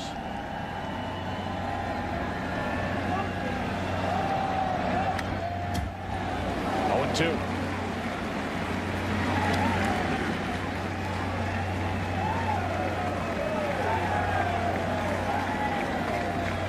Pretty good numbers for Brett Saberhagen here, up to the 87 pitch mark. The one walk in this ball game was an intentional pass to Darryl Strawberry back in the 4th inning. His control has been outstanding.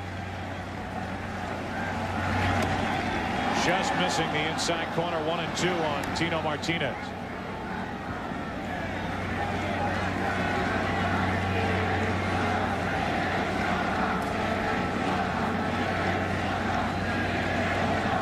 A 3-2 New York lead, 6th inning, game 4.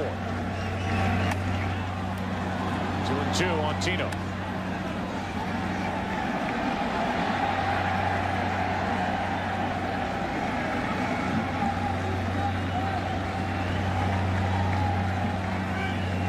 So they sell popcorn around here. Understand rain is headed this way. The 2-2 is fouled back here. Is that a good sign when a foul ball hits the press box about 40 feet to our left and you can feel this booth shake? This ballpark's been around since 1912. It just took another dent.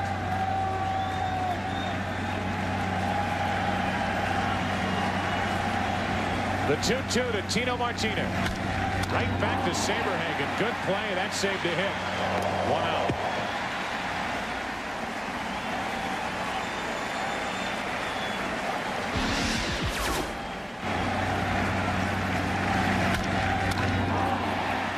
Good reactions by Brett Saberhagen. Ball had a lot of topspin on it. Darryl Strawberry. Don't land.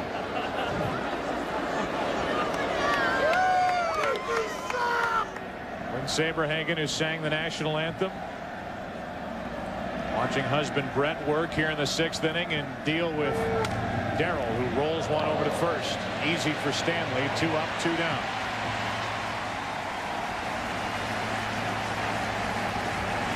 Well, the Boston Red Sox, as we already talked about, come in here at home in the postseason averaging 15 runs a game. 45 in the first 3 games played here. Are getting exactly what they needed out of Brett Saberhagen. But the Bats have gone quiet thanks to effective pitching from Andy Pettit. Brett's longest outing of the year, by the way. He had no complete games. His longest outing, August the 11th against Kansas City, when he went 8 innings and won the game 9-3. Ground ball left side. Garciaparra takes it instead of Valentin and makes the play. Wasn't bothered at all by Valentin, who was sprawling to his left. And it's Nomar who makes the play. A 1-2-3 inning for Saberhagen. Heart of the order coming up. Red Sox batting down by 1. Bottom of the 6th inning now. It will be Valentin, Garciaparra, and Stanley for the Red Sox. General Manager Brian Cashman watching. The unenviable position of being the go-between between Joe Torre and George Steinbrenner. Derek Lowe gets loose for the Red Sox out in their bullpen. Valentin leads it off and takes a strike from Andy Pettitte. John Valentin shaking his head at that fastball off the plate, but Brett Saberhagen has been getting that pitch also. So a wide plate for home plate umpire Al Clark.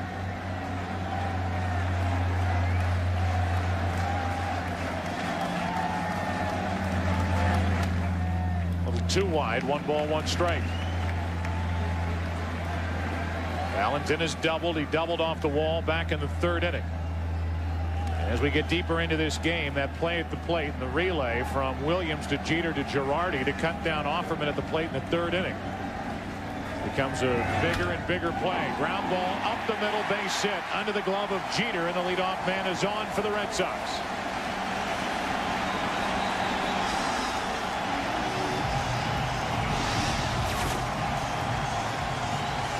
This could be a huge hit for the Red Sox with Garciaparra coming up. Derek Jeter, a dive and a try, just eluded it.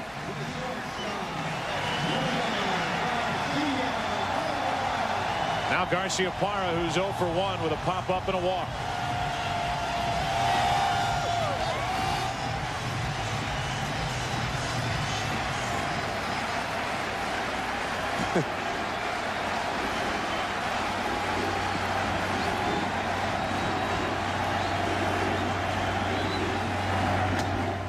Ball 1. Yeah, right, Nomar. You're going to bunt, right? That's the decoy of decoys. Obviously a ploy just to try to draw Brocious in at third base so he could slap the ball by him down there.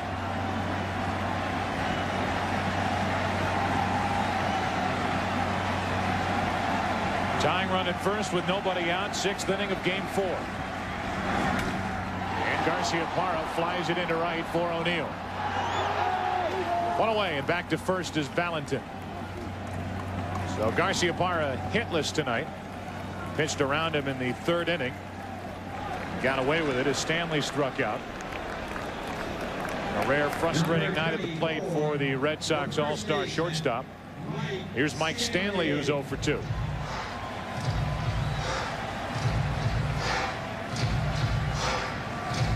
Got to think Mike Stanley could make an adjustment in this at bat.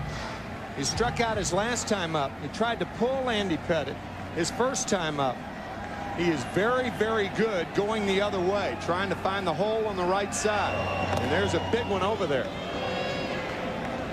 Valentin, you would have to believe, is going nowhere.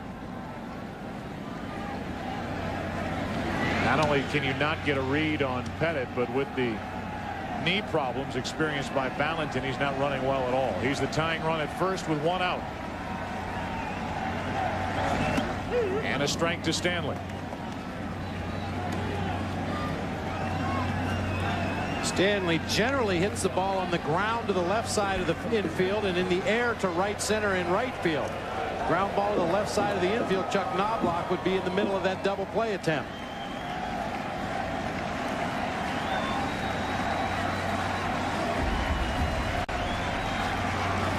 One on, 1 out. 1-run Yankee lead, and Stanley now in the hole 0-2. It's like Andy Pettitte's trying to make him pull the ball by throwing that fastball inside, that cutter. First 2 pitches inside. Andy Pettitte has induced 2 double plays tonight. Once in the 2nd inning and once in the 5th.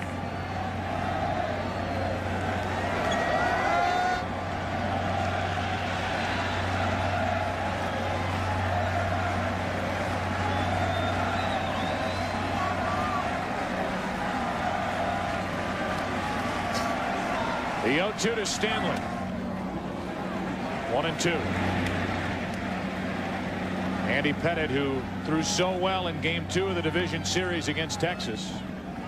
Joe Torre, 7 1/3 innings, 1 run on 7 hits and a 3-1 victory. And it was Clemens who shut down Texas in a 3-0 win in Game 3.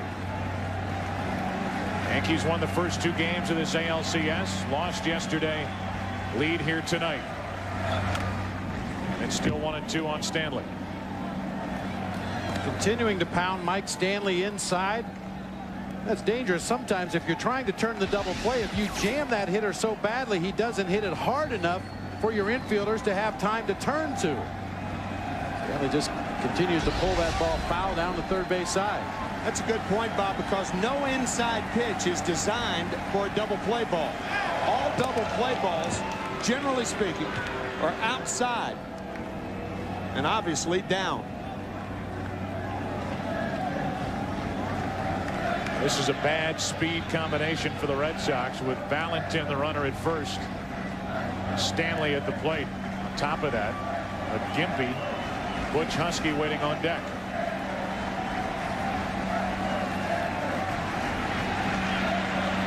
The 1-2.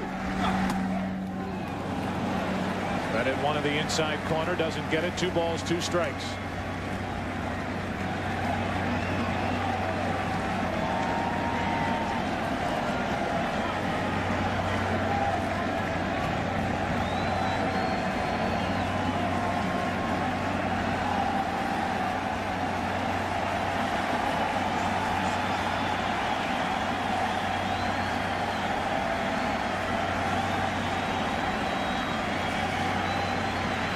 The 2-2 pitch from 0-2 to 3-2, and it gets more and more interesting for the Red Sox here in the 6th inning. And 7 straight pitches inside to Mike Stanley.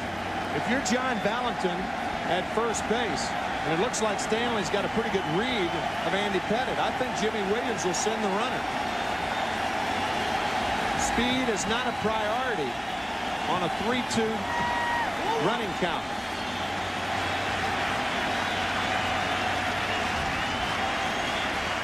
Stays put. Stanley just got a piece to stay alive as it trickled through the wicket of Joe Girardi.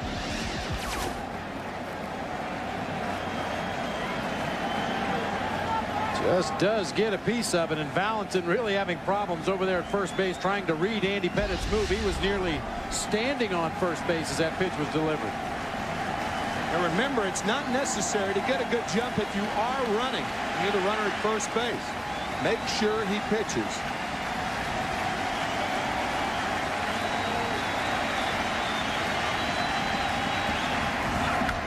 That's foul.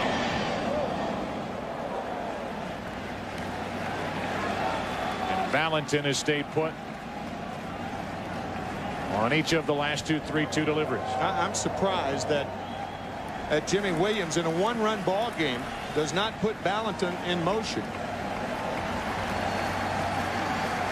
By not doing that, if Stanley hits any kind of ground ball to one of the infielders, it's going to be a sure double play.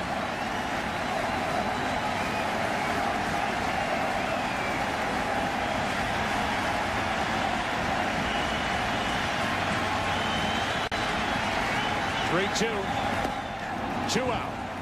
And that quiets this crowd, and Valentin is at first with 2 down. Strikeout number 4 for Pettitte. Pettitte stays with the game plan consistently throughout that at bat, just hammering Mike Stanley inside with fastballs. This time with the slider down and in. Stanley can't get a piece of that one.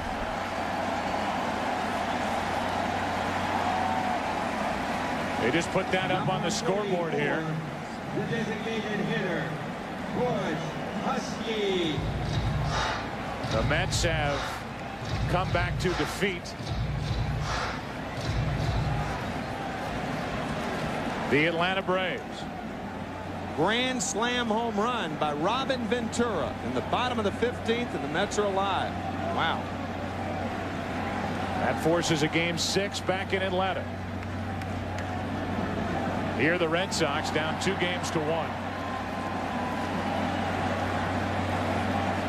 As they fix the score. 7-3 on the grand slam by Ventura. Red Sox trying to even this series at 2 apiece. Down by a run, and Husky takes ball 1. Leadoff hit by Valentin here in the 6th inning. Garciaparra flying to right. Stanley struck out. He was hooked up in a battle with Andy Pettit. 3-2 deliveries, and the 3rd one put Stanley away.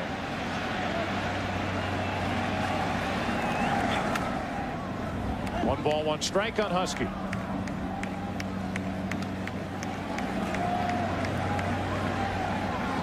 For those of you just joining us, we have been playing here at Fenway Park in Game 4 of this American League Championship Series. Joe Buck, Tim McCarver, Bob Brentley. It's a 3-2 Yankee lead on the strength of 2 unearned runs scored by New York back in the 4th inning. And what is basically a waste of time, Pettit checks on Valentin over at first again. He wasn't running on 3-2 pitches to Stanley. He isn't running on a 1-1 pitch to Husky.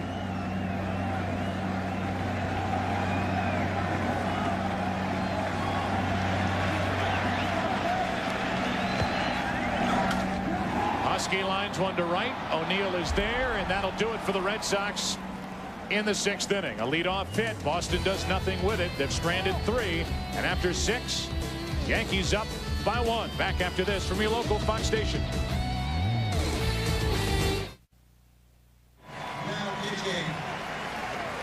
Well, we welcome you back. Top of the 7th inning. And there's Chris Chambliss, hitting coach for the Yankees. He got this report from Jim Leyritz just moments ago. 7. Look at that, 7-3. Grand slam, Ventura. Who hit it? Ventura. Ventura hit a grand slam? Grand slam. Who? Ventura. Grand slam. They walked Pratt to tie it up. Walked Pratt on 3-4 pitches. First pitch. What more do you need to know?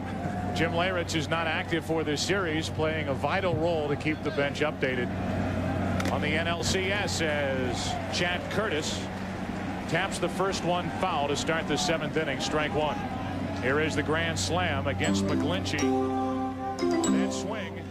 New York Mets force Game 6 in the NLCS back in Atlanta. Travel day tomorrow, and the New York Mets with all of the momentum in that series. Winning a thriller last night, getting a couple in the 8th inning, and winning in 15 in Game 5 this afternoon and tonight. Derek Lowe, the numbers during the regular season, very valuable, really, in any role that Jimmy Williams chose for him, whether it was long relief, setup, closer, whatever it was. He pitched well, and the 0-2 is up and away to Curtis. And a perfectly suited pitcher for Fenway Park. Definitely a ground ball pitcher. Almost 3 ground ball outs per fly ball out this season. Throws that nasty heavy sinker. A 1-2. Chopped to third. Foul ball. Well, if you are just joining us, the first run of the night was provided by Darryl Strawberry. This crowd chanting "Just say no" when he did this. Off the foul pole and right. "Just say no," said the crowd. Here's what Chris Chambliss, the hitting coach, had to say. Say yes. Just say yes, baby. Say yes. Just say yes. Just say yes. Say yes. Evidently, Chris Chambliss, a huge Austin Powers fan. And the home run was the 7th in LCS play for Darryl Strawberry. That lead left in a hurry in the bottom of the 2nd as Curtis pops it up. Behind short, Garciaparra gives way to O'Leary. In the bottom of the 2nd, after that home run by Strawberry, a 1-out double by Husky, and this flare off the bat of Troy O'Leary. Broken bat, fly ball, and Butch Husky with a bad knee, limping all the way to the plate. The catcher, Happy to dive in hand Girardi. first to tie the game at 1. That was all the action back in the 2nd inning. Here's Joe Girardi with 1 out, nobody on in the 7th. A 3-2 Yankee lead.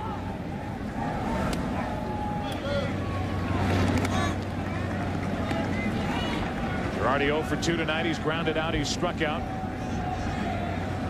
2 out of 6 in this ALCS. Hard Hard hit, but right at Garciaparra.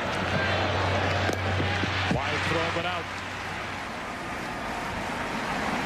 More runs tonight in the third inning. A one-out single by Damon Buford. He stole second. He scored on the hit by Offerman, but then Valentin bounced one off the wall. And this relay from Williams to Jeter to Girardi, the tag at the plate, kept it just a one-run game. Instead of a two-run inning, that effort by Bernie Williams, Derek Jeter, and Joe Girardi on the diving tag kept it 2-1 Boston. And then the Yankees went back to work as Knobloch, with 2 out, nobody on, takes ball 1.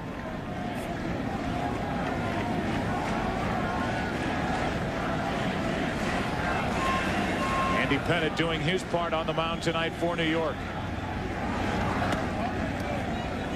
2-0. And so did Brett Saberhagen for the Red Sox. 2 unearned runs for the Yankees in that 4th inning. That is a difference in this ball game. Jimmy Williams got all he wanted out of Brett Saberhagen. 3-0 from Lowe.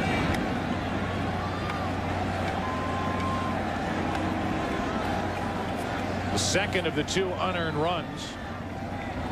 Saberhagen's error at first base when he dropped a toss from Mike Stanley on what should have been the final out in the 4th inning. 3 balls and a strike on Knobloch with 2 out, nobody on.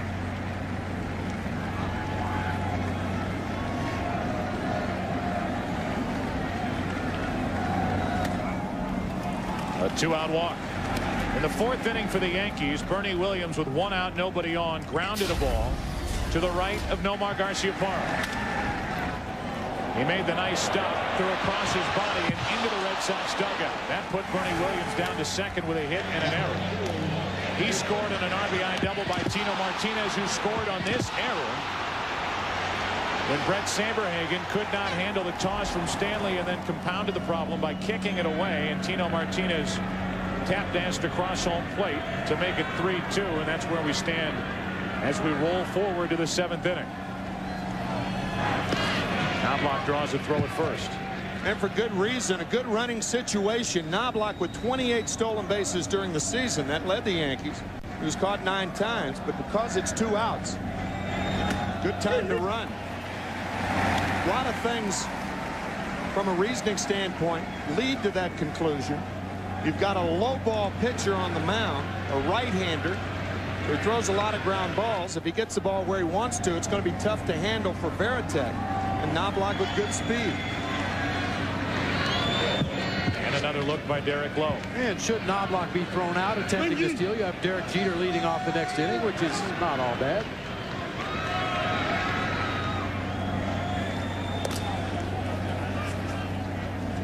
Knobloch with 1 steal this postseason. 28 during the regular season, caught 9 times.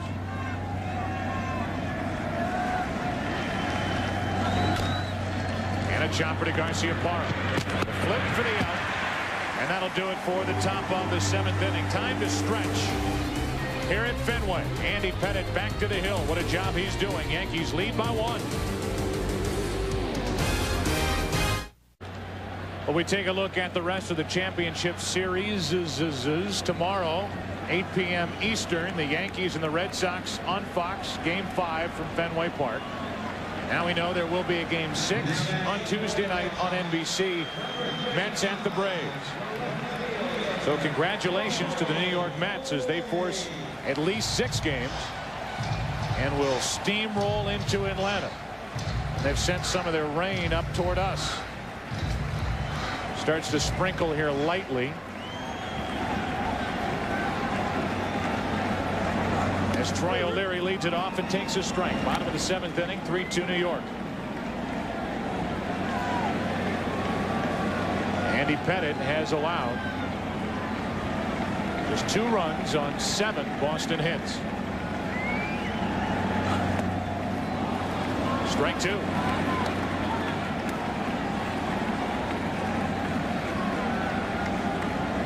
Two double plays turned tonight behind Pettitte. And we showed you the play at the plate executed by Williams, Jeter, and Girardi to save a run. Red Sox have actually out-hit the Yankees 7-5. Little roller to Martinez, nasty hop, and he beats O'Leary to the bag, 1 away.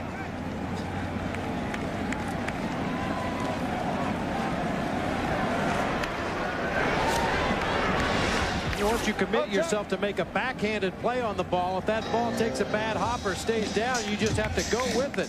You don't really have time to turn your glove around, fingers down, to make that play. So Tino stayed with it and is able to beat O'Leary to the bag. And Jason Varitek will stand in. 0 for 2. He bounced into a double play in the second, fly to right in the fourth.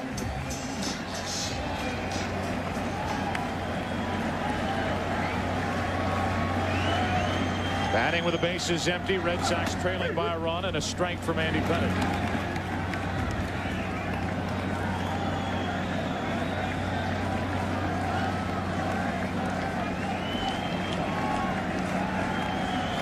Up over 90 pitches for Pettitte as he works in the 7th. Back up the middle, Knobloch to his right. Always an adventure with a throw, and Martinez stretches to take the 1-hopper, 2 out. Chuck Knobloch made a great play earlier on a ball hit by Darren Lewis going to his right. He didn't have time to think. He had time to think on this one, however. He's saved, as are the Yankees, by Tino Martinez. Good play by Martinez.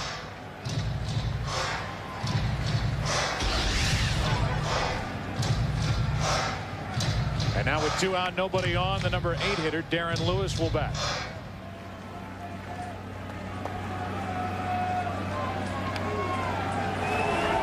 Action for the Yankees out in their bullpen is the hard-throwing right-hander Jeff Nelson. Warms next to the left-hander Mike Stanton. Right now, it doesn't look like Pettitte needs any help. Lewis 0 for 2 with 2 ground balls to Knobloch. Strike 1. Seems like, if anything, Andy Pettitte's getting stronger over the last 3 or 4 innings. The Red Sox have had only 2 base runners since the 3rd.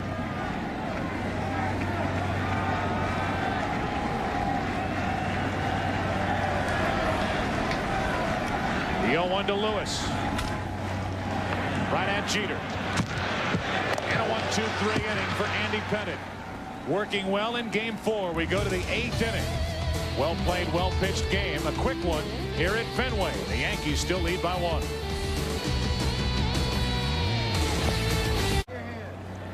Keith Olbermann back at Fenway Park, where the Mets score has been officially changed. 4-3 Mets, not 7-3, because Robin Ventura, although he hit the ball out of the ballpark, never got further than first base. They credited him with a game-winning single.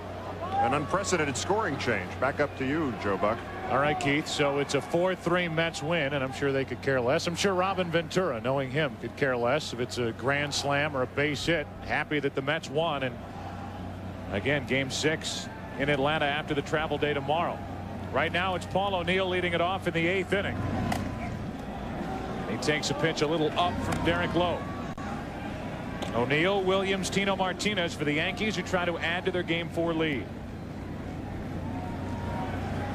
Bases were loaded at the time for Robin Ventura. I can't think of a postseason game ended with a grand slam home run. Bernie Williams had the 24th walk-off home run, first game of this series, in the 10th inning off Rod Beck. And that would have been another one, but obviously they have changed that. Chris Chambliss, one of those walk-off home runs.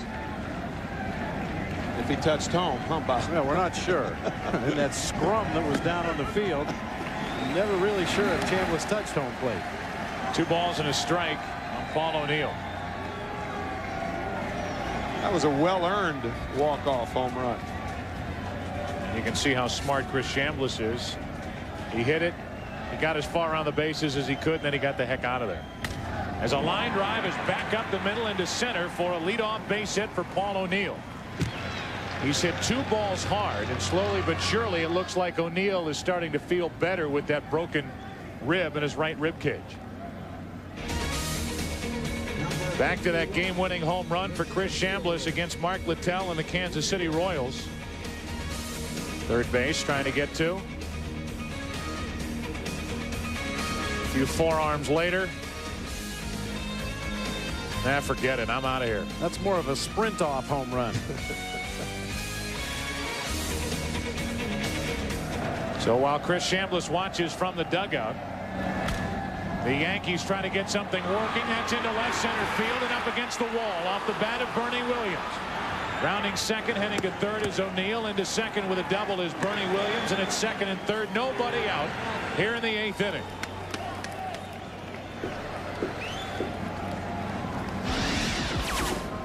Single by Paul O'Neill up the middle, and now look at the head of Bernie Williams right on that sinking fastball from Derek Lowe. Well, that's a great approach as a hitter. That sinking fastball from a right-handed pitcher to a left-handed hitter. If you try to pull it, you're naturally going to hit a ground ball somewhere. Bernie Williams stayed right on that pitch. The head right down the barrel of the bat.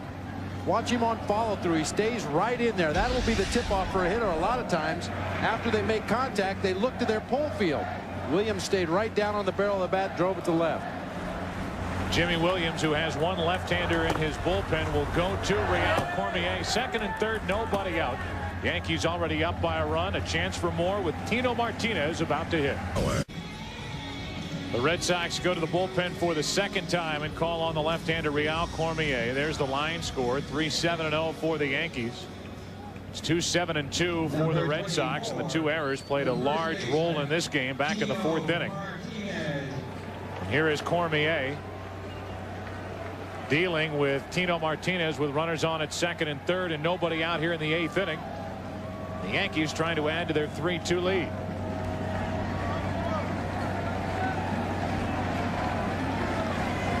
No better time than now for Jimmy Williams to go to his left-hander with Martinez up.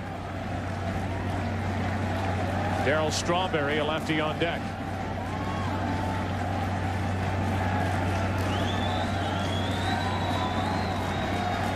Infield creeps in.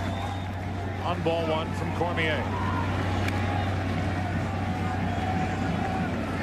The key for Jimmy Williams is for Cormier to get Martinez out, and then Chili Davis would be the pinch hitter for Darryl Strawberry.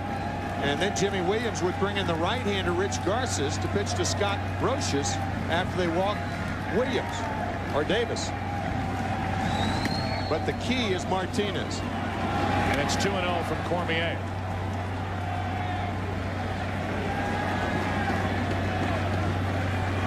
A single by O'Neill, a double by Williams, and a pitching change.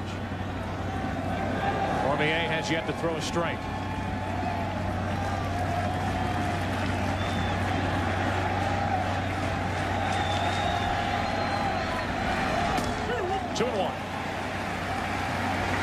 Red Sox with their infield drawn in for a possible play at the plate. Well, Willie Randolph, the third base coach, will have a sign that he will flash to Bernie Williams, the runner at second, letting him know what the runner at third base is going to do. Sometimes that runner will break on contact. Sometimes they'll make the ball get through. You would certainly anticipate the Yankees are going to make the ball get through in this situation. With nobody out. One out, it's a different situation. But that runner at second has to know what the runner at third base is going to do. If he's going to break on contact, then the runner at second base will break on contact. If he's going to make the ball get through, then the runner, Bernie Williams, at second has to make the ball get through.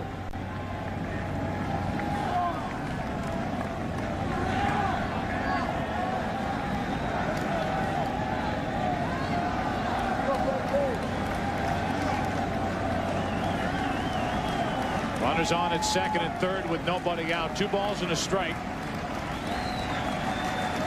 On Tino Martinez. 3-1.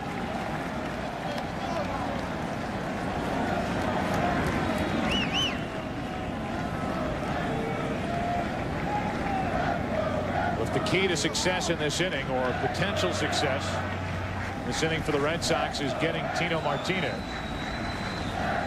Cormier's put himself in a bad spot. 3 balls and a strike. Second and third, nobody out. And a ground ball left side. They were going to make it get through the infield. It doesn't. 1 out.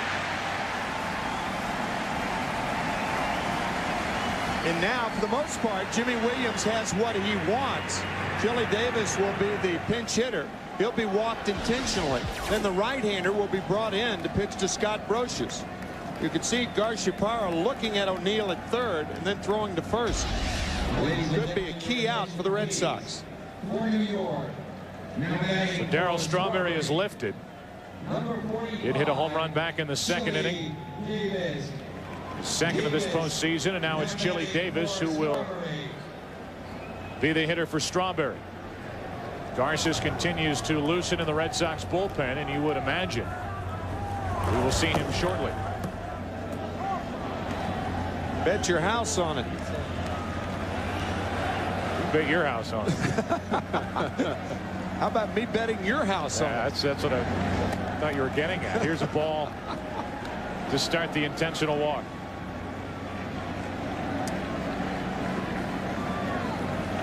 Well, what this does, it allows the Red Sox obviously to play the infield and double play depth with the bases loaded and one out, instead of bringing the infield in as you would have to do with second and third and one out and Chili Davis batting. So the big out in this inning so far is Tino Martinez grounding out to short. Cormier got the lefty. Walks the switch hitting Davis to load him up. And you can keep your house as Cormier will exit in favor of Rich Garces. He'll come in with the bases loaded, one out, and face Brocious under the watchful eye of the boss. George Steinbrenner here watching a 3-2 Yankee lead. So now it's Rich Garces into the game with the bases loaded, one away. Yankees leading 3-2. A pinch runner comes into the game for Chili Davis. It's Clay Bellinger now at first. The bases are loaded with one out for Scott Brocious.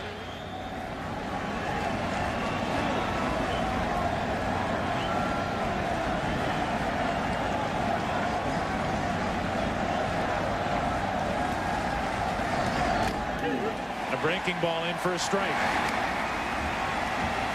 Mike Stanley is the only infielder that will come home with the ball unless the ball is topped down the third baseline. Then Valentin would have the option, if he can't go for two, to come home for the play. 1-1 from Garces. Garces in the division series against Cleveland in his relief appearances just steadily worked that outside corner with both the fastball and the slider, painting that corner on the right-handed Indians hitters. The 1-1. Checked his swing, and now the count in Scott's favor. 2 balls and a strike. O'Neill the runner at third. Bernie Williams on at second, and now Bellinger on at first, running for Davis. Pettit pacing and stretching. The 2-1. A little pop-up behind second for Offerman. O'Neill will start down the line and stop, and for the Red Sox, Garces backing up saves a wild throw from Offerman. Bases loaded, 2 out.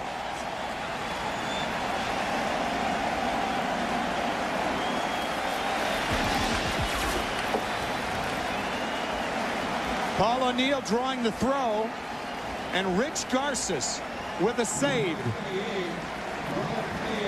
Offerman's throw offline. It scoots by Varitek. Here it is right here. Offerman going back, making the play. O'Neill draws the throw. A hard throw by Varitek, but there's Garces for the save. That's why pitchers back up catchers. We saw earlier in the game Andy Pettit did not do that. No further damage for the Yankees. That's why you're back there. Now this inning falls into the lap of Chad Curtis. Batting with the bases loaded, 2 out.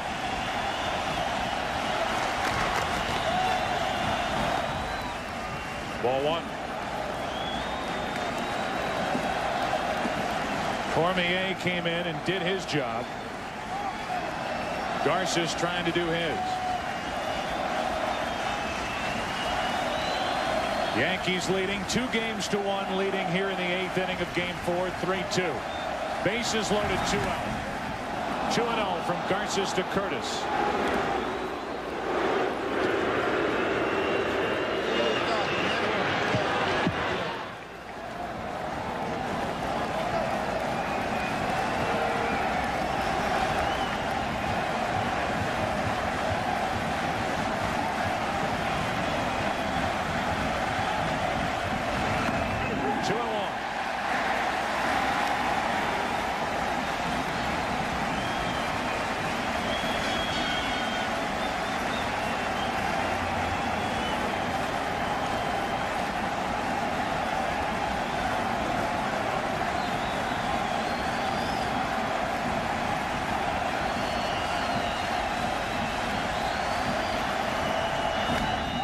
2-2.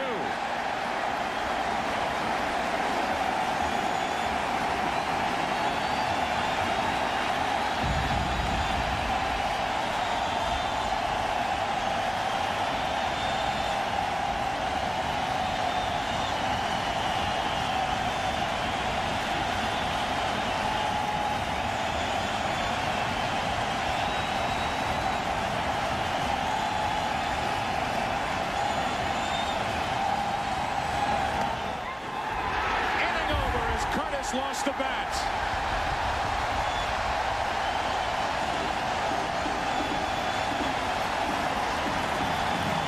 What a job by the Red Sox bullpen. They keep Boston in it, still trailing by 1. Who pitched in game 2 of the division series, pitched into the 8th, 7 1/3, 1 run on 7 hits. Has backup behind him. Nelson and Rivera getting loose as Damon Buford is 2 for 2, leads it off. 1-run Yankee lead and a ball low from Petty.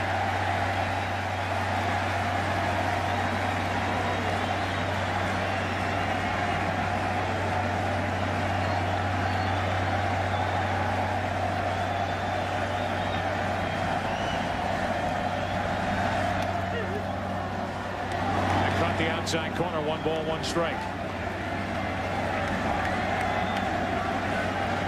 Offerman, who has a hit tonight, is on deck, and then Valentin.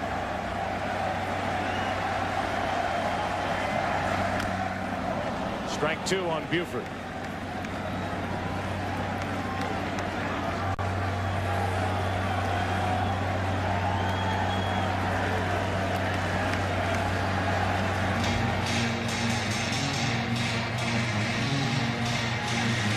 Talk about the importance of this game 4.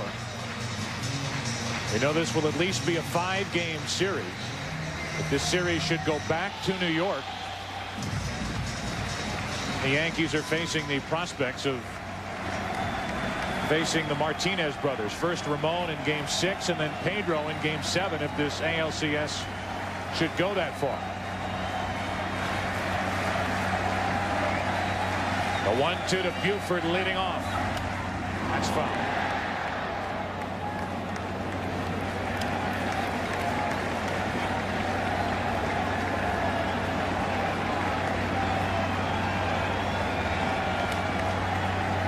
Talked about the importance for the Yankees winning game 2. A 1-run victory, holding off the Red Sox late.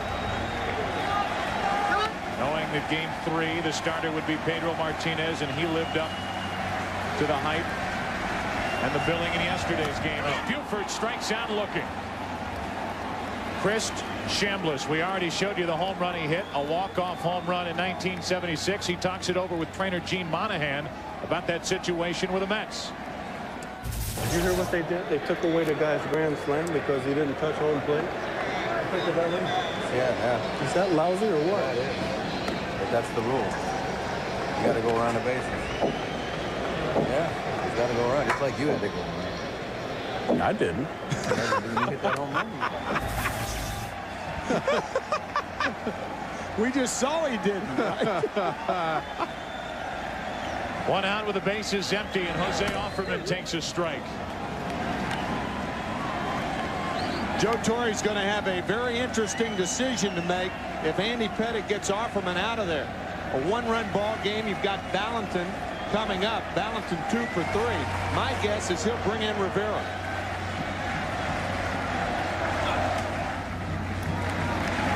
One ball, 1 strike.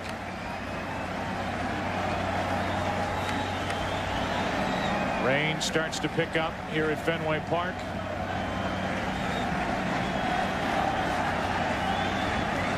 The NLCS sending rain toward the ALCS. The 1-1 pitch. Hard hit. Knobloch can't handle it.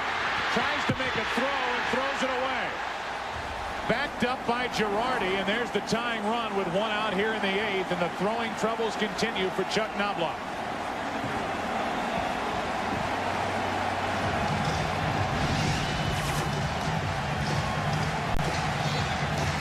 Glove problems right there. In fairness to Knobloch on that particular play, that is not a routine play. That is a very difficult short hop. And once he bobbled the ball, any second baseman could throw it away. But Girardi alertly backing up that play. Otherwise, Offerman's on at second base.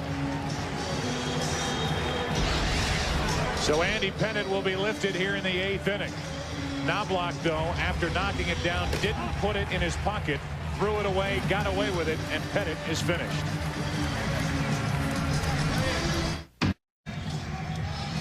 Can't pitch much better than Andy Pettitte, working 7+ innings. Got the leadoff man on a strikeout here in the 8th inning. An infield hit. That's how it's ruled off the bat of Jose Offerman. And now Mariano Rivera, who won Game 1, saved Game 2, works in Game 4.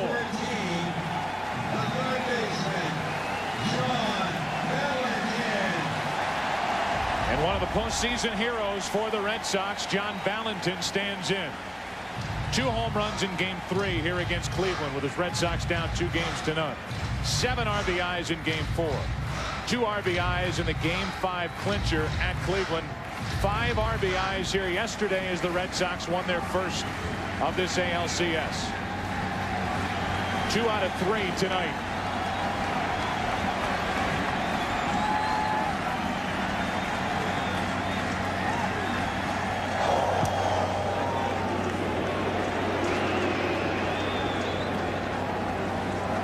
Current scoreless streaks for Mariano Rivera.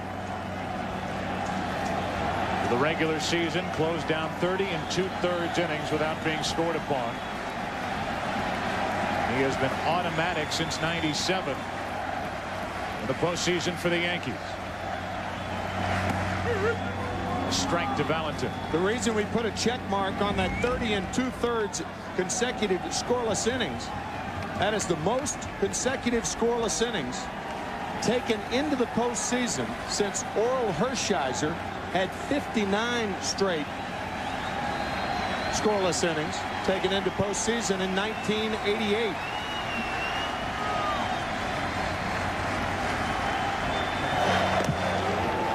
Another check on Offerman.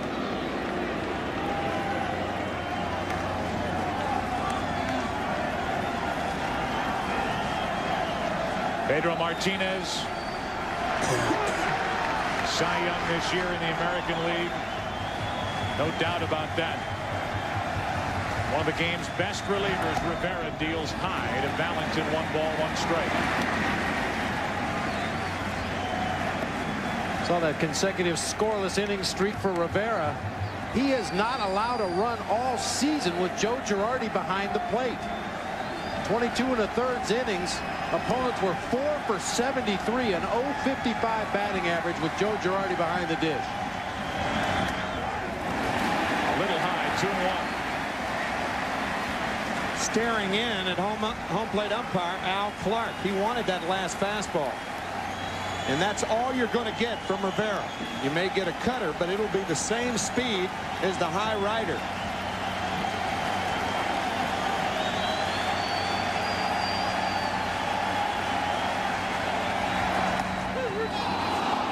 There is a high strike over the inside corner. Now Valentin looks at Al Clark. 2-2.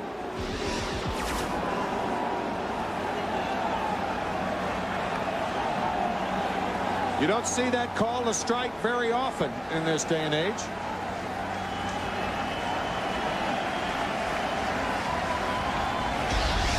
Two balls, 2 strikes, 1 on, 1 out. 1-run Yankee lead in the 8th here in Game 4.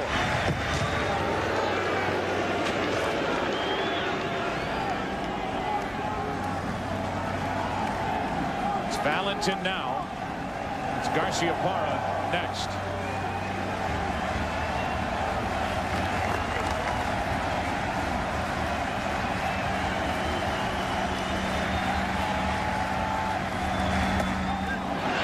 Checked his swing. On ball 3. Rivera repeatedly up high with his pitches to John Valentin. Remember, John Valentin tomahawked a high fastball from Roger Clemens yesterday in the 1st inning. to put the Red Sox on the board. Rivera's fastball a little different than the Rockets, however, at this stage in their respective careers. And for that reason, it'll be interesting to see if Jimmy Williams puts Offerman in motion here. Rivera, a strikeout pitcher. There's the tying run at first with one out. Not going. And Valentin, a check swing ground ball to Knobloch. They say he tagged the runner out at first, and they're calling it an inning-ending double play. Jimmy Williams comes sprinting out to talk to the second base umpire, Tim Tashita. And I have to say, from up here, it looked like Knobloch missed Offerman. He missed it. Was he called out because he was out of the baseline to try to avoid the tag? He did not look like he was out of the baseline to me. Obviously, he tries to avoid the tag. It's clear that Knobloch didn't tag him, but I think he was called out for going out of the baseline, and he did not look like he was out of the baseline from this viewpoint. So Jimmy Williams and the Red Sox, who rightly felt robbed in game one on a call at second base by Rick Reed, the second base umpire, on what was called a force out at second. And it was Offerman involved in that play as well. Offerman is called out here at the start of a double play, and we go to the ninth inning with the Yankees still up by one.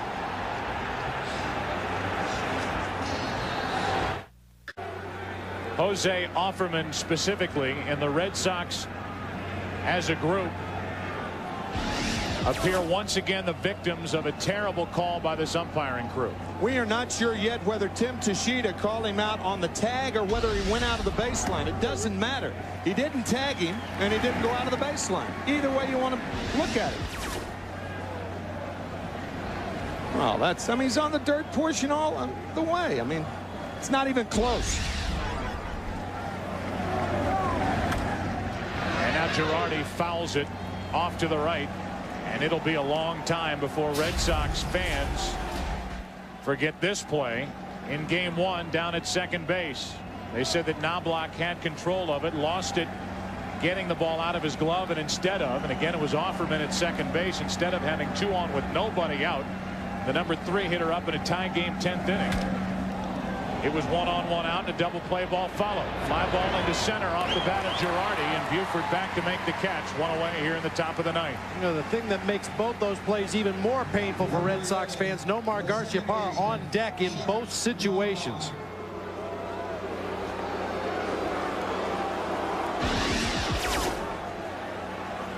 Here it is from yet another angle. And obviously there's no tag.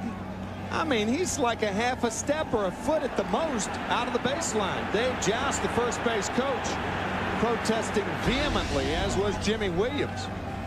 And it's yet another example that Jimmy Williams, I guarantee you, will bring up of, in this case, the second base umpire probably having the worst view of the play of any of the 6 umpires that are out on the field. He had the fielder and the runner in his line of sight, and that phantom tag took place behind the back of Jose Offerman, to the point where Tim Tashita, the second base umpire, couldn't see whether Knobloch, who's at the plate now, actually touched him or not. And Jimmy Williams will tell you, like he did after game one, why is it in baseball that you have to ask umpires to ask for help instead of the umpires on their own getting together to get the call right, as they do in the NFL, as they do in the NBA. That's on the outside corner, and strike 2 on Knobloch. Look at Offerman. Clearly, Knobloch misses the tag. That much is sure. Offerman barely buried his route to second. He's not out of the baseline. It's a bad, bad call. Back to Garces, off the glove of Garces for an infield hit for Knobloch.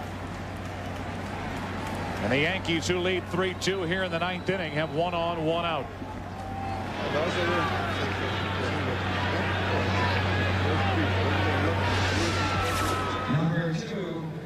Garces instinctively sticks his glove up to try to make a play on this ball. You see Nomar Garciaparra coming into the back of your picture, headed up the middle. Might have had a play on that ball had Garcia's not touched it, but it's tough to battle those instincts out there on the mound. That ball comes back, you try to make a play. So the Red Sox, who have had one frustrating experience after another in the postseason, are frustrated once again by a call made by a second base umpire.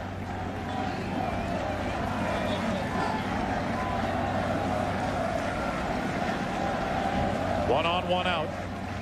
Jeter at the plate. Joe and Bob, another telltale factor from the way I saw it was that once Knobloch made the throw to first base, he retreated to his position.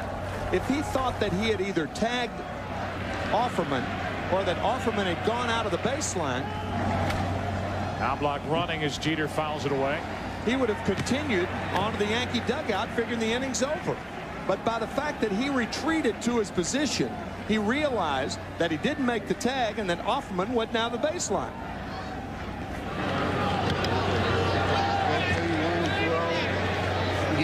So Knobloch, who made a quick exit from Yankee Stadium after game one, not wanting to field questions about that play at second base, maybe out of Fenway Park here early again tonight.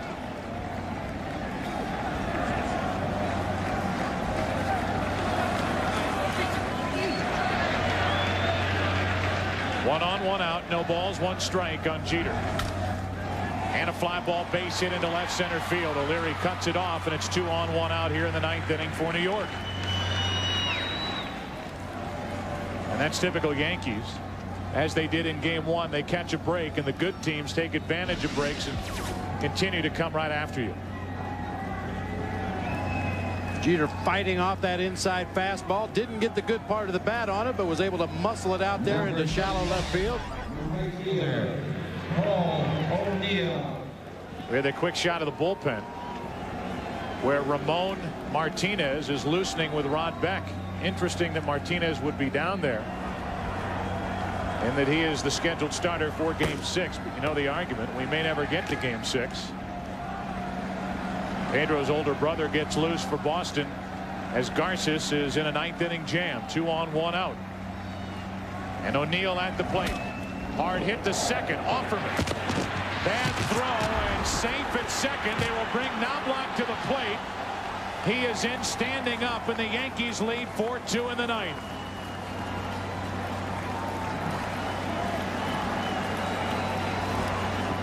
So action swirling around second base, and Offerman commits the error, and that adds to the Yankee lead.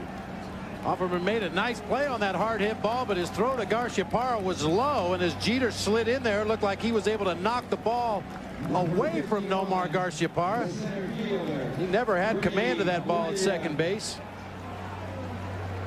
And when Jeter comes in hard, hits the ball, knocks it out into shallow left field, that gives Knobloch an opportunity to come all the way around and score. That's like a fumble in football. Once a ball is dropped that close to second base, it's anybody's ball, either the slider or the fielder. And now a pitch down and into Bernie Williams. It's an error charged to Offerman. No RBI for O'Neill, and he's on at first with Jeter on at second, and still only 1 out here in the top of the 9th inning. Yankees leading by 2, 4-2.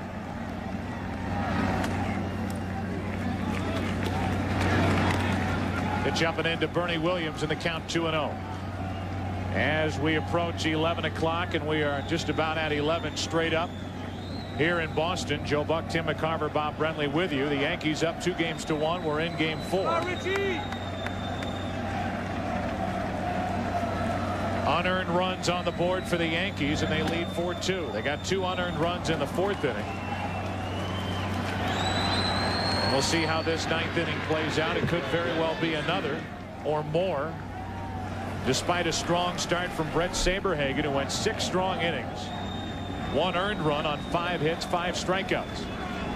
He's sitting and watching as Garces delivers to Williams, who delivers one into right. They will bring Jeter to the plate. The throw by Lewis is cut off, It trickles away from Garciaparra. Down to second is Bernie Williams. And it's now a 5-2 Yankee lead as this game unravels in the 9th inning.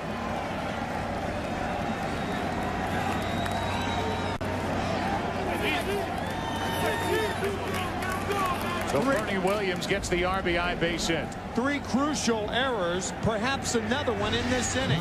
The Red Sox should be in the dugout. The double play should have been completed by Offerman. Jeter scores easily. The throw to O'Neill, and now the ball off the glove of Garciaparra. And an error could be given by allowing Bernie Williams to go to second base because he had stopped between first and second. And there is an error. Charge to either the right fielder or the shortstop Garciaparra. They've given it to the right fielder.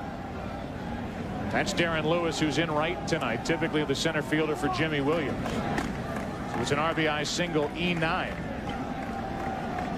And after the intentional pass to Tino Martinez, the bases are loaded with only 1 out.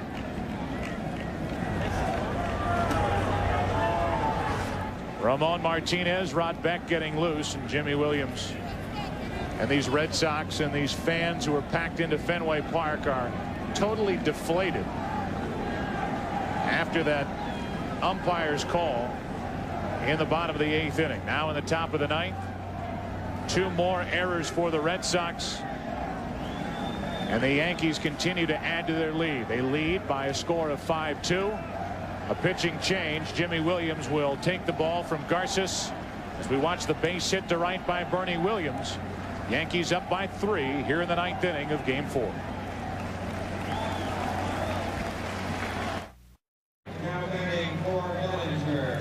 That play at second base, and we were talking about Chuck Knobloch, he would have left the field had he thought he touched him or the Offerman went out of the baseline. Now watch Knobloch turn right there. He's headed back to second base. Now he sees that Offerman was called out. You can see Derek Jeter making a tag, but obviously that was a moot point. He was already tagged out. But had Knobloch thought that he had tagged Offerman or that Offerman had gone out of the baseline, he would not have tried to go back to his position. He'd have gone in the dugout. Meanwhile, Rod Beck is into the game to face a pinch hitter, Ricky Leday. Ricky Leday is the 4th Yankee to occupy this number 6 spot in the lineup. First Strawberry, then Davis, then Bellinger, and now Leday with the bases loaded, only 1 out. And a strike from Rod Beck.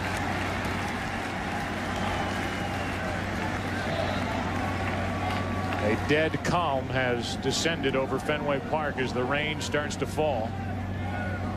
The Yankees lead by 3 here in the 9th inning, and Leday pounds one into center field.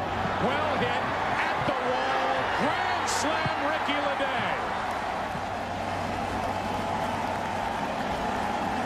And it's a 9-2 Yankee lead here in the 9th inning. So Rod Beck gives up yet another home run. He gave up a 10th inning game-winning home run to Bernie Williams in Game 1. And he comes in here tonight. A 9th inning grand slam to Ricky Leday to bust it wide open.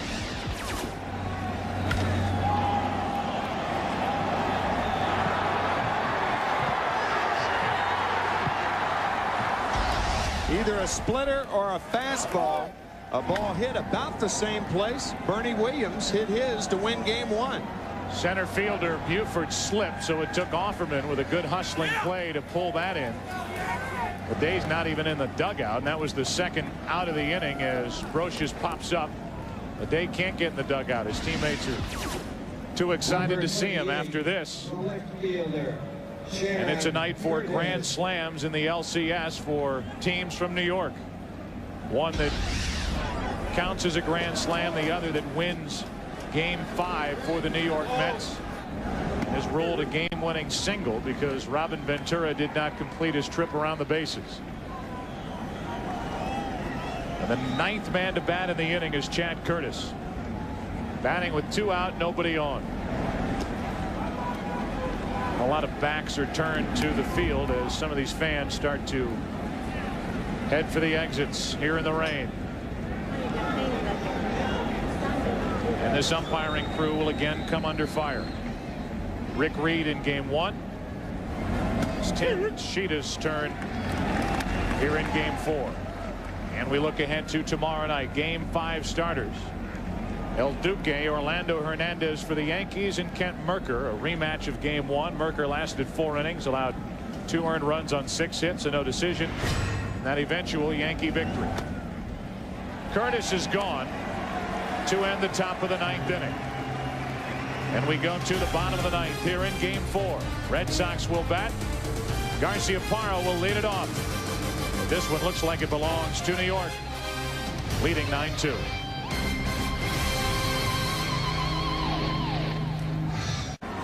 Big day for baseball fans in New York as George Steinbrenner sits out in the rain while Mariano Rivera will try to close this one down. Garciaparra will lead off in the 9th inning for the Red Sox, who lead the trail 9-2, and the Yankees, who lead 9-2, have their best on the mound. And by the way, if he closes this one out, it would be a save. Probably the easiest save that he has attempted all year. Garciaparra, then Stanley, then Husky. 0-2. Let's go down to Keith Olbermann. Keith. Joe, with the caveat that this is unofficial, third base umpire Tim McClellan says that the call in the top of the 8th inning, or the bottom of the 8th inning, on the double play by Tim Sheeta was on the tag, that he saw a tag at second base on Offerman. Again, it's unofficial. The umps have not conferred, so they are not held to that remark, but that is what McClellan understands. Joe, Thank you, Keith. Well, clearly not a tag. Clearly not even close. And I maintain, and I'm sure Jimmy Williams maintains, that the umpire had the worst view of it, made the call. 1 ball, 2 strikes on Garciaparra.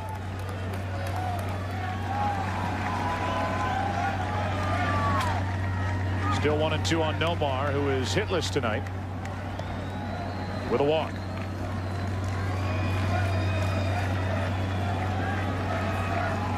Garciaparra now 7 out of 15 in this ALCS with a couple of home runs.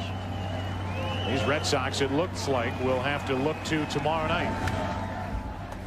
Trying to go up the ladder, and Garciaparra gets a piece of it.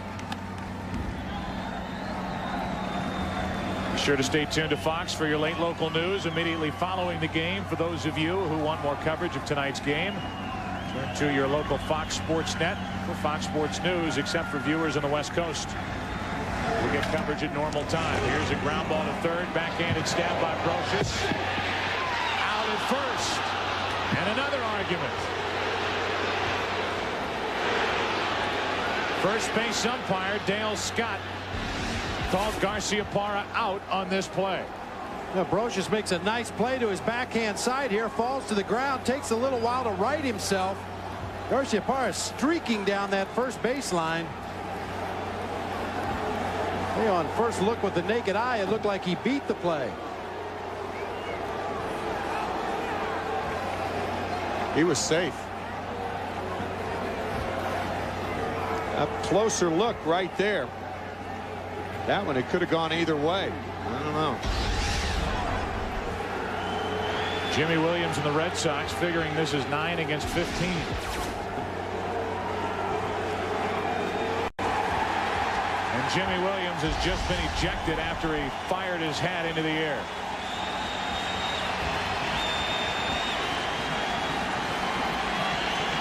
I don't blame Jimmy Williams at all.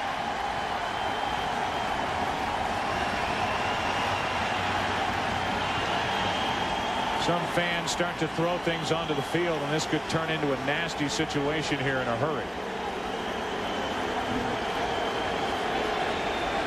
Some of the security comes onto the field. Jimmy Williams has seen enough, and he is gone.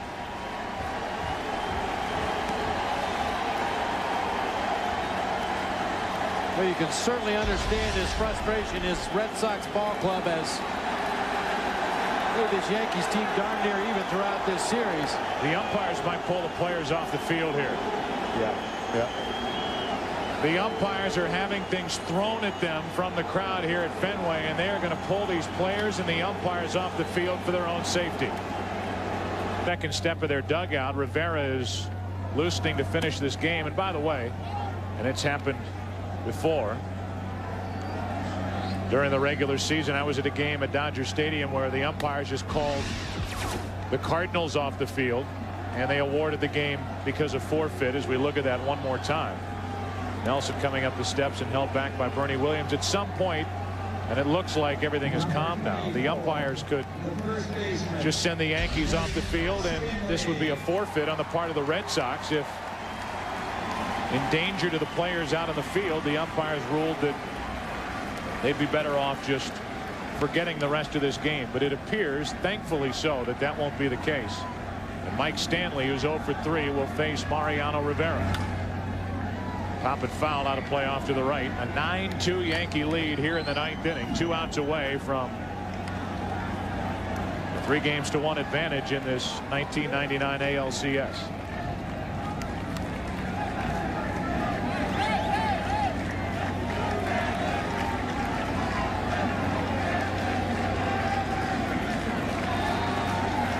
Officially an 8-minute delay. A 1-ball, 1-strike count on Stanley.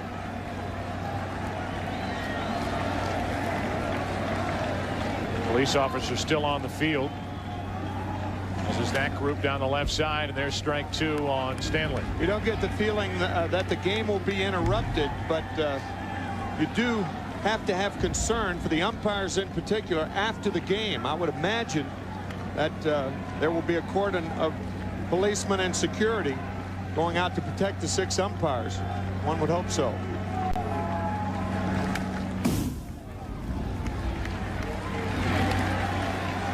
Still 1-2 on Mike Stanley. Normally we would do a post-game interview, but because of security measures and because none of the Yankees are going to stand out on that field after this game comes to a close, understandably, we will not be bringing you an interview after this game 4. The Red Sox will be too frustrated to talk, and the Yankees, I'm sure, would rather retreat to the safety of their clubhouse as Stanley gets a base hit to center field with 1 out here in the 9th inning. So a classic finish to NLCS Game 5 at Shea Stadium, and an ugly finish to American League Championship Series Game 4 here in Boston.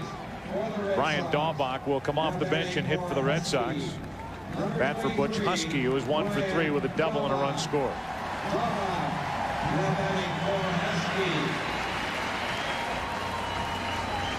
With a 7-run lead, not as much concern on the part of Joe Torre and his staff about the delay that Mariano Rivera had to withstand. Rivera went into the dugout with the rest of his teammates until the field was cleared. Security people were in place. Then he went back out to the mound and threw warm-up pitches until he deemed himself ready to go back into action. And the bullpen of the Yankees has emptied, so nobody's available to warm up. Little broken bat pop-up to Knobloch. That's 1 on, 2 out. Obviously, for safety reasons, the bullpen members of the Yankees, including their coaches, led by Tony Cloninger, emptied the bullpen. In all probability, they will not be needed because of the effectiveness of Mariano Rivera. Andy Pettitte will get the victory here tonight. He'll go 2-0 this postseason, 6-4 lifetime in the postseason. Saberhagen will suffer his 2nd defeat of this postseason. He'll go to 2-4 lifetime. But Mariano Rivera is now 2 strikes away from his 11th career postseason save, his 4th of this 1999 playoffs. 1 on, 2 out. O'Leary, strike 2.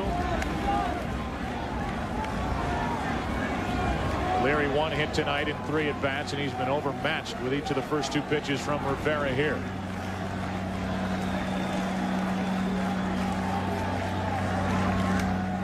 Stays stays alive.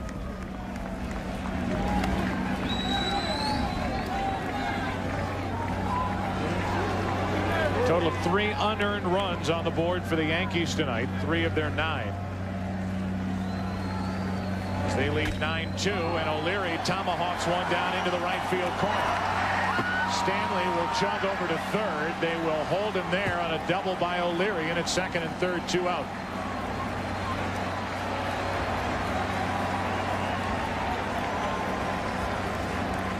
And now they have some problem with a fan down the right field corner, and they're going to eject that fan. The fan who leaned over and bothered O'Neill on this play has been ejected from the ballpark. So the ugliness continues here at Fenway.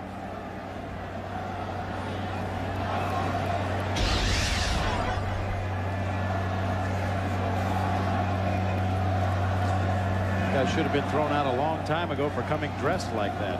Showed him earlier, and these fans that are frustrated here in Boston are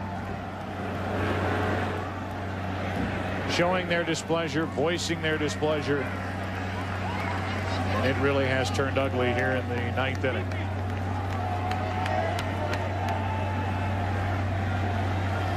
Second and third with 2 out, and yet another delay for Mariano Rivera. This game might come to a close with security personnel on the playing field. Number 33, the catcher, Jason Varitek. Here's Varitek with second and third, 2 out. A strike from Rivera.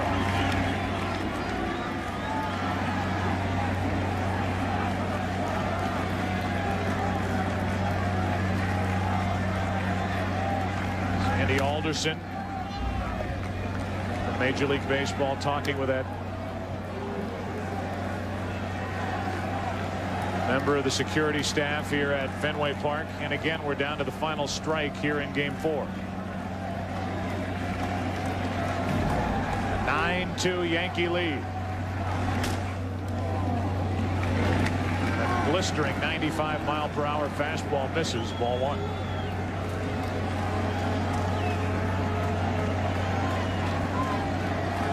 Runners on at second and third with 2 out, and the 1-2. Game over. And the Yankees take a 3-1 advantage in this ALCS.